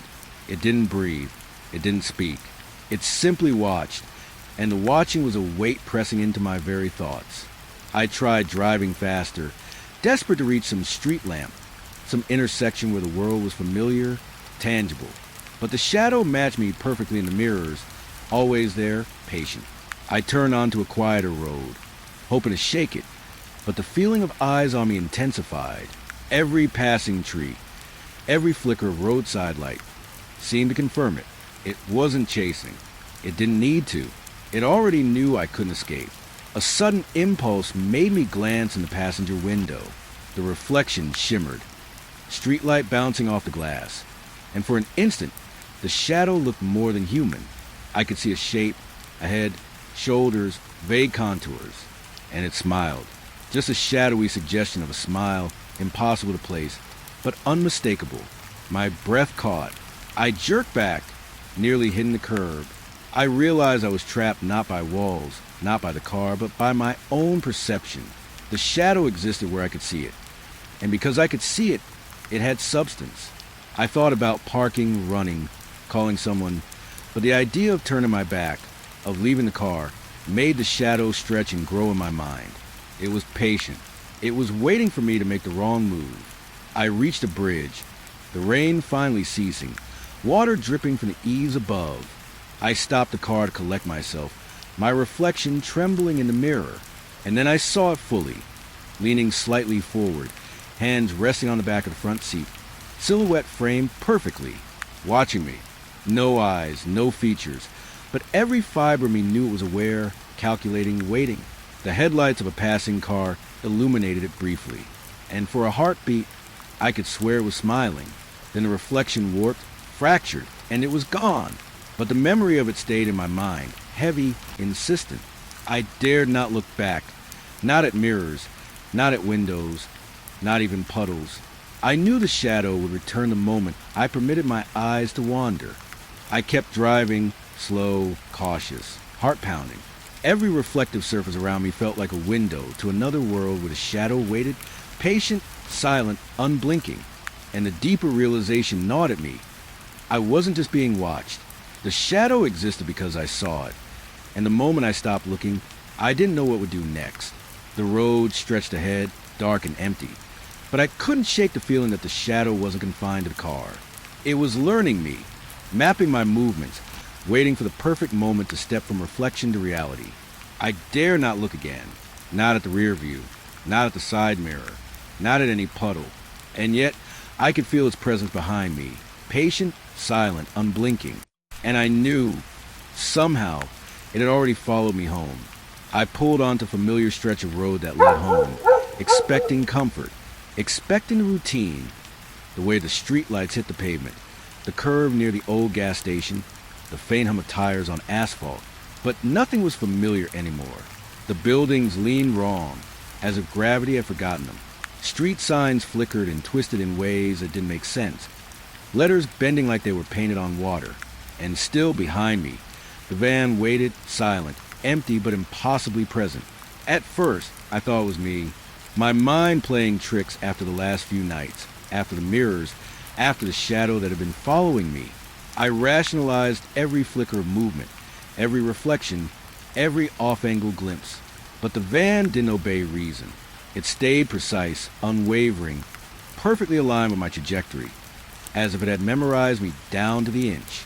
I swerved slightly, just to test it, and the van followed the curve effortlessly, no hesitation, no engine sound beyond the faint hum of tires. I gripped the wheel tighter, breath catching. I tried to accelerate, but even as I pushed harder, the distance barely changed. It was always there, always watching, unblinking. The streetlights overhead flickered again. For a second, the van disappeared from view. I exhaled, a brittle relief that cut short as the next light revealed it again, now closer, perfectly positioned as though it had never moved at all. A cold weight settled over my chest. I realized something I hadn't wanted to admit. The van wasn't just behind me. It was shaping the road itself. I turned onto another familiar street, one that should have led past the old diner. But the diner was gone, replaced by a brick wall that stretched endlessly. The street stretched too long, too empty. Street lights faded into darkness before I reached them. Every turn felt like stepping into a dream I didn't remember entering. Familiar yet distorted, the world folding itself around me. And still, the van moved behind me like a patient predator. Shadows clinging to it as if the darkness itself refused to let it be seen fully. I tried calling someone. Anyone? My phone buzzed and cracked with static as I dialed. No connection. Just white noise, faint static, like the van had stolen the world of signals, replaced it with its own language. My knuckles went white against the steering wheel. I realized, slowly, that I didn't know where I was. The streets I had driven 1,000 times had abandoned me. I was a passenger in a city I no longer recognized. Every reflective surface, the wet asphalt, store windows, even puddles, showed the van perfectly, its silhouette solid, empty, unyielding. And sometimes, just sometimes, I thought I saw a movement inside, a flicker at the back, a shadow leaning forward, watching, not in a rush, not menacing in the way one expects, just patient, like it knew I would never stop moving. I tried braking suddenly, hoping to lose it at a crossroad. The tires screamed. The world shivered with the sudden deceleration. For a heartbeat, the van disappeared from view. Relief slammed into me, sharp and brief. But then I looked again, heart lodged in my throat, and there it was, perfectly aligned, as though it had anticipated every move. The realization hit like ice. It didn't chase me. It existed with me, alongside me, shaping my path. I passed a row of houses that should have been familiar. Lights on, curtains drawn, cars and driveways. But the facades shifted. One house elongated, another compressed. Fences bent at impossible angles. I had passed this neighborhood a dozen times in daylight. This wasn't my memory. This was a reality. Yet the van remained consistent, hauntingly predictable, a silent anchor in a world gone mad. I reached a fork in the road. One path leading over a small bridge I always crossed on my way home, the other winding into an unfamiliar cul-de-sac. Every instinct screamed to take the bridge, the rational path. But the van mirrored me as I chose, aligning perfectly, maintaining its distance, patient. I wondered, a thought too sharp to ignore, if it even cared which path I took. Maybe the roads were meaningless. Maybe the van existed only to watch me move through them. The rain started again, a soft drizzle at first, then heavier, hammering the windshield with wet insistence. Reflections scattered across puddles, stretched along the asphalt, twisting the van into forms I couldn't identify. My pulse raced, not just from fear, but from the awareness that reality itself was bending, molding to something I couldn't see. The van remained solid in distortions, a dark certainty in a world of liquid shadows. I tried to remember landmarks. Anything. The old billboard near the gas station, the cracked sidewalk in front of the hardware store. They were gone, replaced with unfamiliar walls, unfamiliar textures. The city was rewriting itself while I moved through it, and the van moved too, always perfectly, like a ghost mapping my steps. I dared to glance inside the mirror again, and for a split second, I saw a figure, not just a van, but a shape behind the windshield, just a flicker of a head, shoulders. The body was featureless, black against a rain-soaked glass, but the feeling was undeniable. It was aware. I slammed my eyes shut for a moment, willing myself to breathe, to keep control. When I opened them again, it was still there, still silently following, still empty, still impossibly real. I realized I didn't know how long I had been driving. Minutes? Hours? Days? Time felt broken, sloshing around me, collapsing. I tried turning onto a street that should have led straight to my neighborhood, but the familiar signs were replaced by twisting corridors of light and shadow. The van was patient. The world was patient, and I felt entirely unmoored, like a puppet on strings I could not see. A streetlight flickered and died, leaving the van and me in near darkness. My headlights illuminated only the immediate road, nothing beyond. And then a movement in the shadows beside me. The silhouette of someone standing motionless, framed in dim light. I swerved instinctively, the tires squealing, and when the lights passed over it, there was nothing except the van, still behind me, still perfect, still patient. I reached for the GPS, a futile gesture. The map refused to load, twisting streets into impossible loops, roads folding over themselves. Every interface was corrupted, as if the van had rewritten not just the physical world, but the digital one too. I realized I was trapped, not by walls, not by doors, but by the van's presence, by the shifting city, by a reality that had begun to bend and break around a single constant. The headlights reflected in a puddle caught my eye, and for a heartbeat, I saw it clearly. The van, perfectly aligned, the shadow in the back leaning forward, watching, not moving, just observing. And I understood in a cold, visceral way that the van wasn't following me. I was following it, willingly or not, through streets that no longer existed in any memory I had. I tried to take an exit I recognized, a familiar turn that should have led me home. The road stretched endlessly, curving into darkness. The van matched me again, precisely, effortlessly. My breath caught in my throat. My hand shook on the wheel. I realized I had no home to reach, no safe haven. Every road I had ever known had been overwritten, replaced by the van's persistent presence.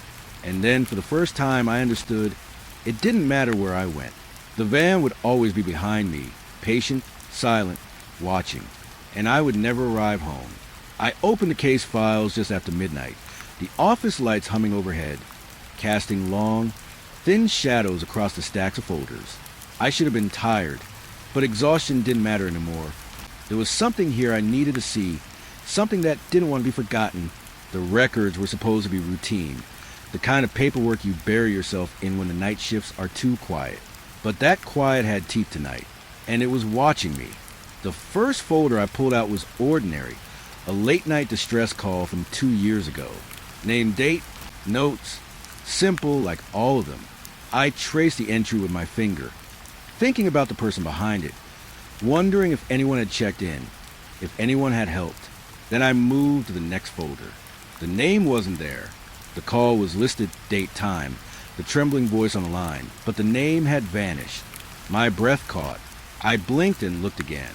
Nothing. I checked the previous folder. The name was there. I flipped back to the one that had vanished. Still gone. I leaned back in my chair, a cold draft crawling up my spine. My fingers hovered over the keyboard, thinking maybe I could search the database. Maybe it was a glitch. But when I typed the name, the system didn't recognize it. Not as a record. Not as an entry. Not as anything. It was as if the person had never existed. I tried to rationalize it. Maybe a clerical error. Maybe a misfiled record. But when I pulled the next folder, the same thing happened. Names disappearing. Calls recorded, voices frozen in time. But the identities evaporating like smoke. My stomach tightened. Every file I opened had some gap now, some essential piece missing, as if reality itself had blinked and forgotten these people. I rubbed my eyes and forced myself to focus. This had to be procedural, a mistake. But then I noticed a pattern. Every vanishing name corresponded to a call that had been particularly desperate, fearful, frantic voices that screamed for help that sometimes never came.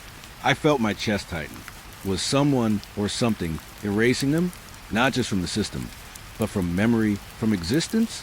The next folder was older, from almost 3 years ago. I opened it slowly, half expecting nothing. The paper was yellowed, brittle at the edges. There was a name, written in the same neat script as the others.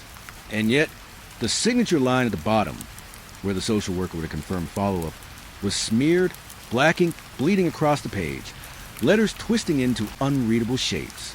I leaned closer. The ink seemed to pulse, faintly, like it was alive. I shook my head. It was just a stain. It had to be.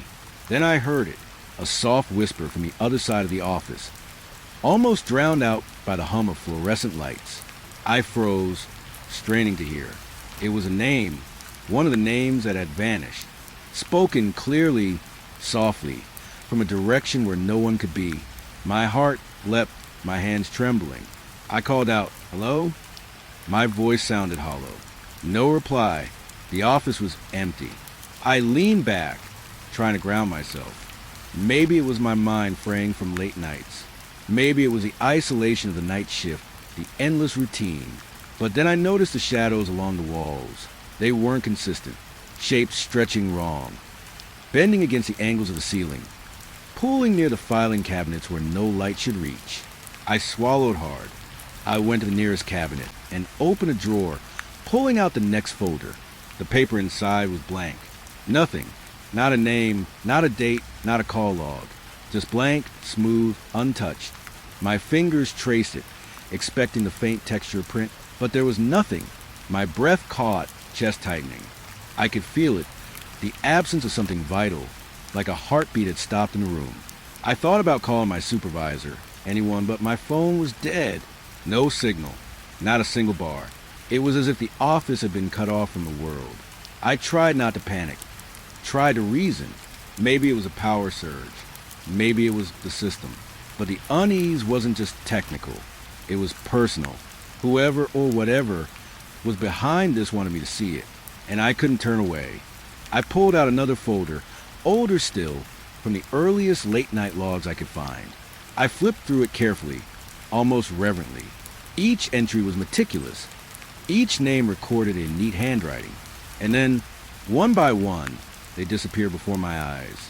Not just the names, dates, called times, even the content of the notes faded, as if someone were wiping history itself. I blinked hard. When I opened my eyes, one folder remained intact. Only one, and the name on it, it was mine. A cold shiver ran down my spine. I staggered back, my chair tipping slightly, heart hammering. I couldn't rationalize it anymore. Someone had made a list, and now it was closing in, erasing everything else. I tried to scream, but my voice stuck in my throat. The hum of the light seemed to grow louder, pulsating. Like a warning, the whisper returned, closer this time, repeating my name, urgent, insistent. I glanced around the office. The shadows twisted toward me now, longer, darker, crawling along the floor like liquid. Papers on the desk fluttered, though the air was still. Every folder I had opened lay open in a perfect arc, forming a path that led straight to me. My rational mind screamed to leave, to run, to step into the night and forget this ever happened. But I couldn't move. Something held me there, pinned in place by the impossible presence of all those vanished names, the people erased from the world. I forced my trembling hands onto the desk, grounding myself. Maybe there was a pattern. Maybe I could find it, figure out why. I traced the lines of the remaining folder, staring at the entry that still existed.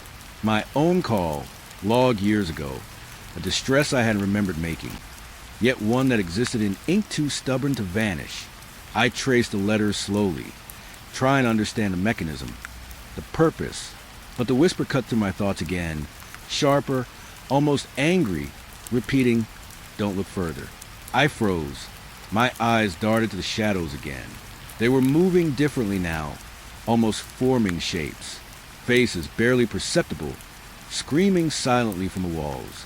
I shook my head violently. It wasn't possible. This wasn't real. But the sensation was undeniable, hot, pressing, almost tactile. Something wanted me to see, and it wanted me to see everything. I pulled another folder, desperate, trembling. The paper felt unnaturally cold, like ice against my skin. And as I opened it, I could feel the air thicken, the light dim. The name was there at first glance, faint, smudged. And then it began to fade, letters melting like wax. My heart jumped. I touched the page, but it was like trying to hold mist. By the time I blinked, the folder was blank. I whispered the name aloud. It echoed back in the corners of the office, overlapping, layering until dozens of voices whisper my name, all the vanished names calling me, reaching for me. I backed away, knocking over a chair. The echo of my own panic filled the room. My hands shook, chest heaving. I realized then, with a cold certainty, that the erasure wasn't just happening to the records. It was happening to the people themselves. Each vanished name was gone from the world, from memory, from existence. And somehow, I had been spared, left to witness it, left to understand the pattern, or the punishment. I grabbed my coat and rushed to the door, fumbled with the lock, desperate to leave the office behind. The whispering followed me, soft, urgent, a constant hiss in my ears. When I reached the door, it wouldn't budge. I pulled harder, kicking, shaking it. The lights flickered and dimmed. The shadows gathered at the edges, creeping closer, stretching impossibly long. The whisper repeated, insistent, almost pleading, "You're next." I stumbled backward, falling into the nearest desk. Paper scattered around me, some open, some blank, some fading as if reality itself was unrolling. And then silence, absolute, choking silence, the kind that presses on your ears and your chest at once. My own heartbeat sounded deafening in the emptiness. I realized I could hear no hum from the lights, no creak from the building, nothing but the sound of my own breathing.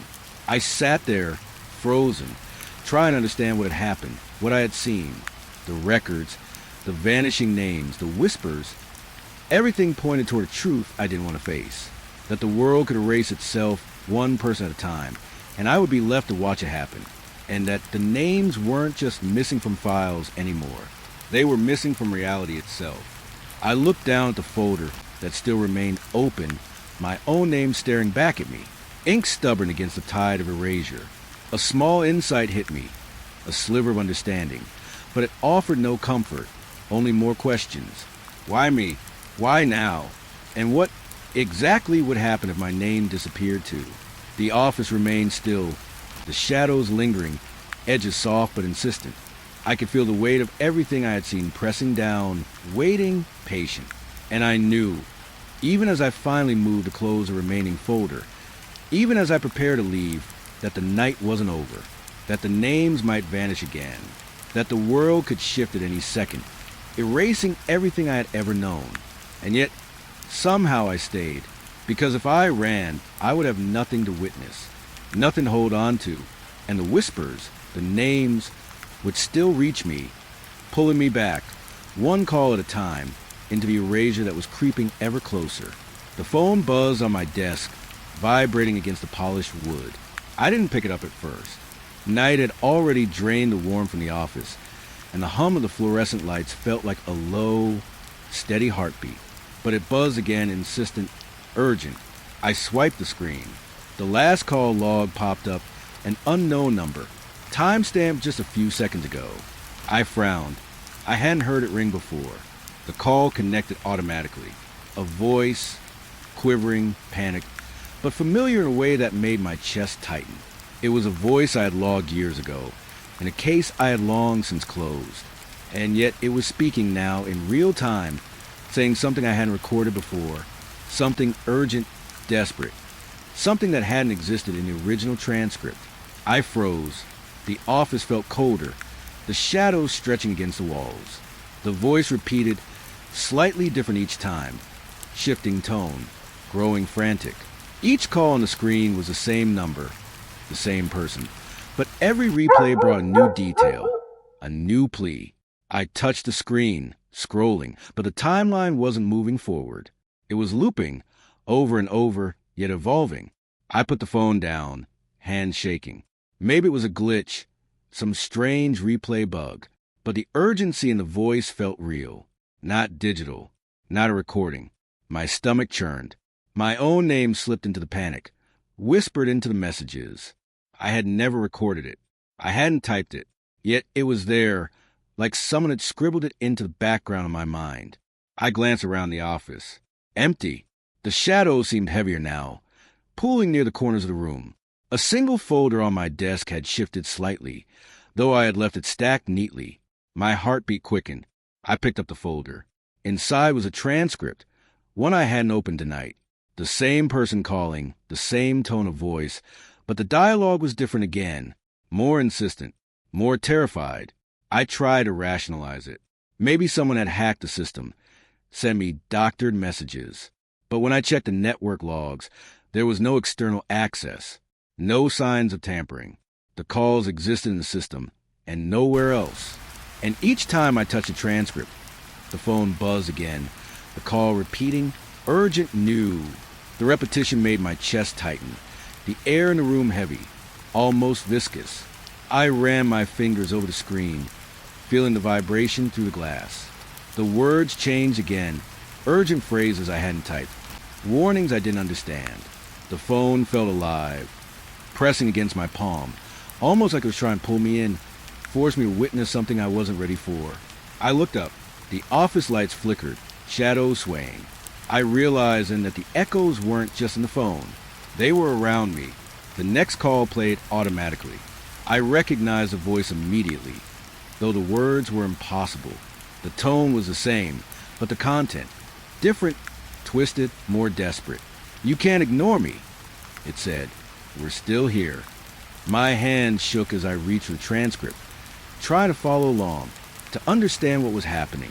Each line I read mirrored the call, but added more detail, more urgency, more life. I dropped the phone in shock.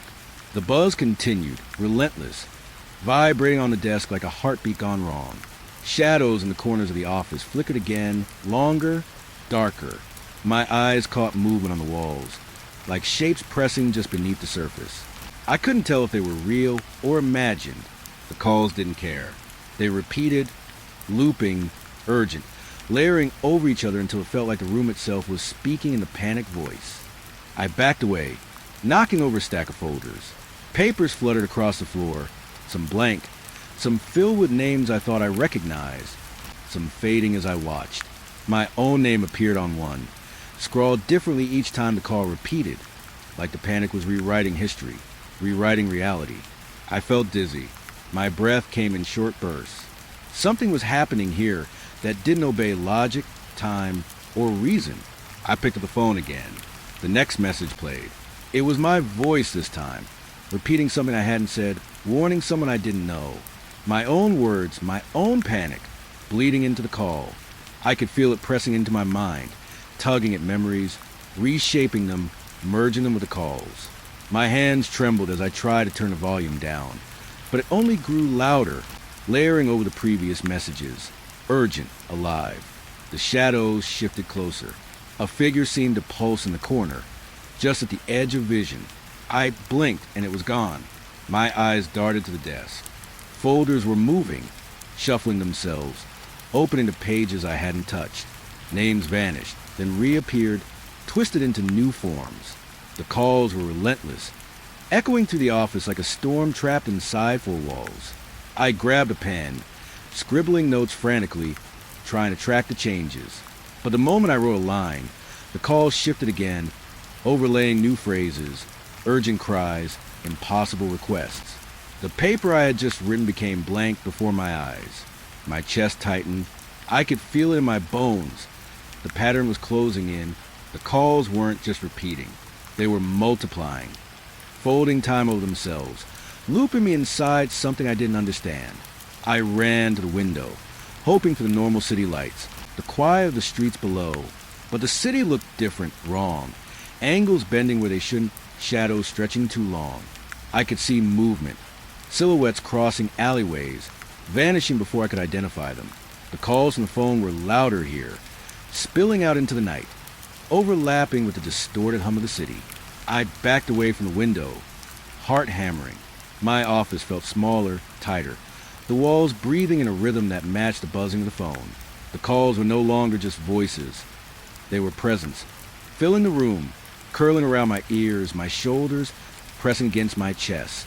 I realized then that this wasn't just repetition. It was escalation. Each call was a step, a lure, a warning, and I was at the center of it. I tried to leave. My office door wouldn't budge. I pulled, yanked, kicked, but it held firm. The phone continued its relentless buzz. The calls urgent, overlapping, layering. Names I recognized or thought I did, echoed through the room. Shadows pressed closer, corners darkening, twisting.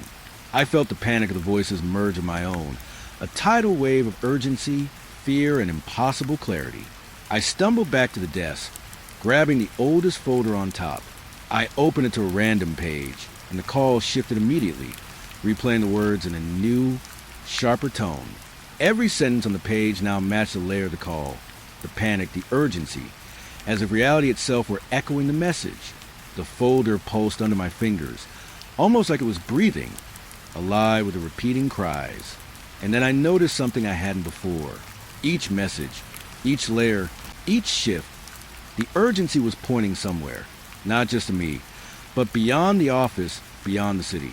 A place I didn't know, a destination I couldn't name. The calls weren't random.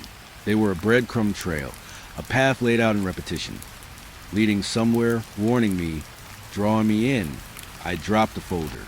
The phone buzzed one last time, the urgency peaking, a crescendo of voices, panic cries, and whispers all at once. And then silence, complete, suffocating silence. My ears rang. The shadows had receded slightly, but the air was heavy, expectant. I stared at the phone, at the desk, at the empty, dark corners. The pattern was still there, waiting, folding over itself, unfinished. I realized then, with a clarity that chilled me, that the calls would continue. Not just tonight, not just in this office, not just to me.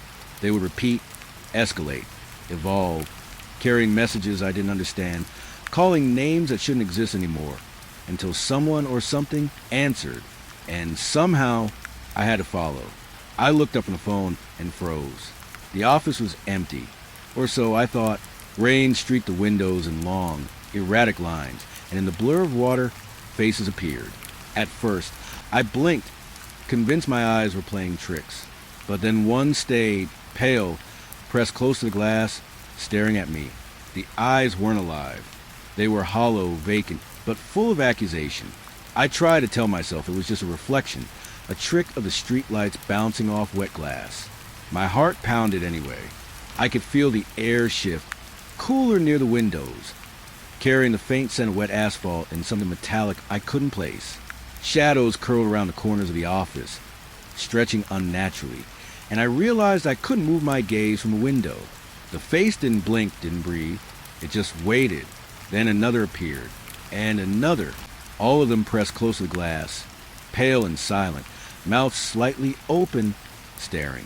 Each face I recognized, or thought I did, from the calls I had logged in my folders, the ones that had vanished, the ones that had shifted, the ones that had whispered my name. They were here, watching, waiting. I stumbled back, knocking over a chair. The scraping of metal against the floor sounded deafening in the silence. My phone buzzed again and I flinched. The calls were no longer just repeating. They were overlapping, layering, each one a thread of panic, fear, and demand. I could hear my own voice screaming into the room, though I hadn't spoken. My breath hitched. My hands shook. I pressed my back against the wall, trying to create distance, but the shadows moved closer, creeping along the floor toward me. Faces pressed the glass, pale and accusing, eyes empty and endless. One of them was smiling now, just slightly, a tilt of the lips that made my stomach twist. I wanted to close my eyes, cover my ears, but something rooted me in place. Curiosity, fear, both tangled together. I needed to see. I needed to understand. The calls changed then. Urgency spiked. The voice of one child from years ago repeated a name I hadn't heard in decades, and the sound of rain pounding against the window seemed to echo it, thrumming through the walls, vibrating the desk under my fingers. It wasn't just the office anymore. It was the street, the city, the night outside pressing in with the same relentless panic. I moved closer to the window. Faces dissolved as I approached, only to reappear as shadows on the walls behind me. I spun around. Nothing there. Spun back. One face, pressed against the glass, smiling faintly. I realized it wasn't just the faces. Rain on the windows made each puddle, each drip, a mirror, and in those mirrors, the office itself seemed altered. Desks looked slanted, shadows deeper, the corners darker. Something in the reflections wasn't my own. I tried to speak, to call out, but my voice sounded hollow, swallowed by the storm outside. The phone buzzed violently, vibrating across the desk. Each new call brought a face, then another, then another. They weren't just reflections. They were projections, echoes, fragments of voices I had logged, faces I had cataloged. They existed now, outside of time, outside of reason. I could feel the panic creeping into my chest, a slow, relentless pressure. I reached for a folder, hoping for some anchor in reality. Names stared back at me from the pages. They twisted, changed. Some vanished when I blinked. Others were replaced by new names I didn't recognize. Children I had never met, voices I had never heard. The calls layered with them, each one urgent, accusing. My own name slipped into one of the transcripts, scrawled differently each time. I sank to the floor, clutching the folder to my chest. Rain streaked the window, the streetlight slicing through it, illuminating faces that lingered just a heartbeat too long. I tried to reason with myself. How could this be happening? The system hadn't been tampered with. No one else was in the office. And yet, the calls played, the faces pressed, the shadows moved. Something was here, something alive in the echo of all the calls I had ever logged. I felt a movement out of the corner of my eye. A shadow shifted. Not a reflection, not a trick. A real movement, just outside the reach of light. I froze. My heartbeat thundered in my ears. The calls overlapped, urgent, insistent, like the voices were pressing me toward the window, toward the rain, toward them. I didn't know why. I didn't know what they wanted, but I knew they were waiting, always waiting. The storm outside intensified. Lightning flashed, illuminating 100 faces in the rain-blurred street. Faces that pressed against mirrors, windows, puddles. I could see them now, scattered, watching, silent but full of expectation. Each call layered on top of the next, each echo reinforcing the last. I felt the pressure in my chest grow. My hands shook. My mind screamed for logic, for reason, for reality to return. And then the faces started moving, slowly, subtly, shifting positions, tilting heads, eyes following me. One in particular, a child's face I'd logged long ago, smiled just slightly, and for the briefest moment, I felt a shiver that wasn't entirely fear. Recognition, maybe. The calls paused, almost as if listening, waiting for me to respond, to act. I realized then that this wasn't just a haunting. It was an interaction, a pattern I hadn't yet understood. The calls, the faces, the shadows, they were teaching me something, or maybe warning me. Each repetition, each reflection, each echo pressed one truth onto me. Ignoring them was an option. The next call played automatically. This time, it wasn't a voice I recognized. Not exactly. But the urgency was the same, the tone familiar, the words sliced into the storm like a blade. It whispered a question I didn't understand, a command I didn't dare ignore. Will you see us? I stared at the window, the rain, the faces, the shadows, and my own reflection. Everything blurred. The office, the street, the calls. They all merged into a single pulse of sound, light, and presence. I felt dizzy, unsteady, but something deep inside me stirred. Curiosity, understanding. A thread I could follow if I was brave enough. I reached toward the window. My fingertips brushed the wet glass. The face closest to me mirrored the motion exactly. Pressing closer, watching, waiting. The phone buzzed violently. A crescendo of voices now overlapping, merging, layering into a single insistence. Look, see, don't turn away. And I did. I looked, and the echoes in the dark became more than voices, more than reflections. They became a language I didn't yet understand, a presence that wasn't bound by walls or time. The storm pressing around me. The shadows shifted. The faces whispered through the rain. And I realized with a clarity that chilled me to my bones that nothing in the office or my life would ever be the same again. The phone rang. Again. Sharp. Sudden. Cutting through the silence like a blade. My hand froze midair. I knew this number. Knew the pattern, the rhythm. Every call before had been a warning. A fragment. A ghostly echo. But this one carried weight. I stared at the screen. No name. Just a number that I remembered from before, though it wasn't possible. I didn't recognize the call log anymore. Everything had shifted. Names vanished. Timestamps warped. I was standing in the middle of the office, the storm outside beating against the windows, and I felt the air thicken, a pulse of dread that had nothing to do with the rain. The line clicked, and a whisper came through, low, intimate, almost familiar. You shouldn't have remembered. The words weren't loud, but they wrapped around my mind like smoke. My chest tightened, and I felt a cold shiver run down my spine. I wanted to drop the phone, smash it, throw it out into the storm, but my fingers were glued. I needed to hear it. I needed to know who was speaking. The office seemed to stretch, shadows elongating, creeping along the walls toward me. The rain pounded harder, tapping a staccato rhythm against the glass, each drop echoing the pulse in my veins.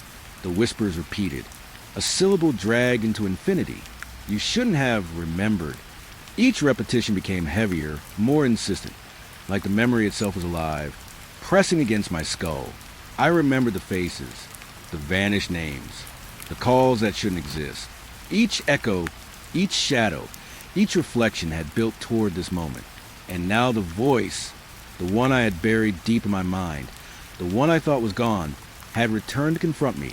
I tried to speak, but nothing came out. My throat felt full of dust. My pulse thundered. My eyes darted around the room. The shadows were moving differently now. Not random. They were deliberate. Gathering closer, curling around the corners, stretching toward the center where I stood. The light from the desk lamp flickered. Something shifted in the reflection, and I saw it before I understood. The room itself wasn't stable. The walls bent. The windows darkened. Puddles of rain on the floor reflecting not my own face, but someone or something else's. The phone vibrated violently. I gripped it tighter, knuckles white. And then the whisper returned, sharper this time, closer, as if it was right behind my ear. You shouldn't have remembered. I spun around. No one. Just shadows, the rain, and the empty office. Yet the sensation of eyes, countless eyes, pressing in unseen, way down my chest. I tried to reason, to convince myself it was fatigue, the storm, too many nights alone with these calls. But the logic crumbled under the weight of what I had seen and heard. Each repetition of the call, each echo, each vanished name, it wasn't random. It had been building, leading me here, to this final moment. The phone screen went black. I couldn't move, couldn't breathe. It wasn't a simple power loss or a battery dying. The device felt empty, lifeless, yet charged with something sinister, something patient. My own reflection stared back at me from the glass of the dark screen, distorted, pale, hollow-eyed, and for the briefest instant, I thought I saw a shadow behind me, tall, leaning, waiting. Then the whisper came again, soft, almost a sigh. You shouldn't have remembered. The words reverberated through the room, vibrating the walls, the rain, the very air around me. My pulse raced. My mind clawed for comprehension. Was it memory? A ghost? Something alive in the echoes I had tracked all this time? The question hung there unbearable, as the room seemed to breathe with me, expanding and contracting like a lung. I tried to move, to run, but my legs refused. Gravity seemed heavier, as though the office itself was holding me down. The shadows swirled, coalescing the corners, then retreating, teasing me, pushing me toward the window. And there it was again, the reflection in the puddles of rain on the floor. Not me, a figure, dark, indistinct, watching, waiting, its head tilted slightly, mimicking my own panic. Another flash of memory hit me. Faces, calls, whispers, all culminating in this instant. The voice, the storm, the shadows, the reflections, they were all pointing to something I had buried, and now dared to remember. My hands shook so violently I dropped the phone. It hit the floor and skidded toward the puddle by the desk. And in the water, the reflection didn't match the ceiling or the lamp. It was a figure, the one from the echoes, staring at me with impossible patience. The room felt alive. Each drip of rain became a heartbeat, each shadow a lung filling with air. I pressed my palms on my face, breathing fast, trying to drown out the voice, but it was inside my head now, everywhere. You shouldn't have remembered. Not a warning, not a plea, an accusation, a reckoning, then a sudden stillness. The rain paused, the shadows froze, the air hung in suspended motion. I dared open my eyes. The office looked normal, almost, but the silence was unnatural, heavy. My phone lay face down on the puddled carpet. I leaned over and flipped it. Blank. Nothing. No lights, no display, no sounds. Nothing but my own reflection staring back, pale and strained, in the black screen. And then I saw movement. Just a flicker, but unmistakable. Behind my reflection, a shadow that didn't belong to the room, to me, to reality. It leaned close, unblinking, patient. And in that moment, I understood this wasn't over. This call, this whisper, this presence. It had been waiting for me to remember. And now that I had, there was no returning. I wanted to scream, to run, to tear through the office. But my body felt anchored, as if the room itself refused to release me. The whispers layered in my mind, fragments of all the calls I had ever logged, each voice overlapping into a chorus of insistence. You shouldn't have remembered. You shouldn't have remembered. You shouldn't have remembered. Time stretched. The phone, the puddle, the reflection, the shadow. They all existed in a suspended loop. I realized I was staring not just at a presence, but at an answer I wasn't ready to face. A reckoning that wasn't about the past, or the calls, or the faces. It was about me, about what I had remembered. And then, finally, the office seemed to exhale. The shadows recoiled slightly. The rain softened to a drizzle. The pulse of voices faded into a whisper. My reflection stared back at me. Alone, yes, but different. Changed. I could feel it. Everything that had built over weeks, months, years, the calls, the faces, the shadows, had left something behind. Something I couldn't name. Something that would follow me, tethered to the memory I shouldn't have remembered. The phone remained dark, silent, empty, but I knew it would ring again, someday, somewhere else when I least expected it. And when it did, the whisper would be waiting, patient, inevitable, and cold. I took a shaky breath. and the office finally seemed to settle. The storm outside continued, but I was rooted in the silence now, aware that the echoes of every call, every face, every shadow would never truly leave me. And somewhere deep inside, I realized the truth. Remembering had brought me here, but forgetting would not set me free.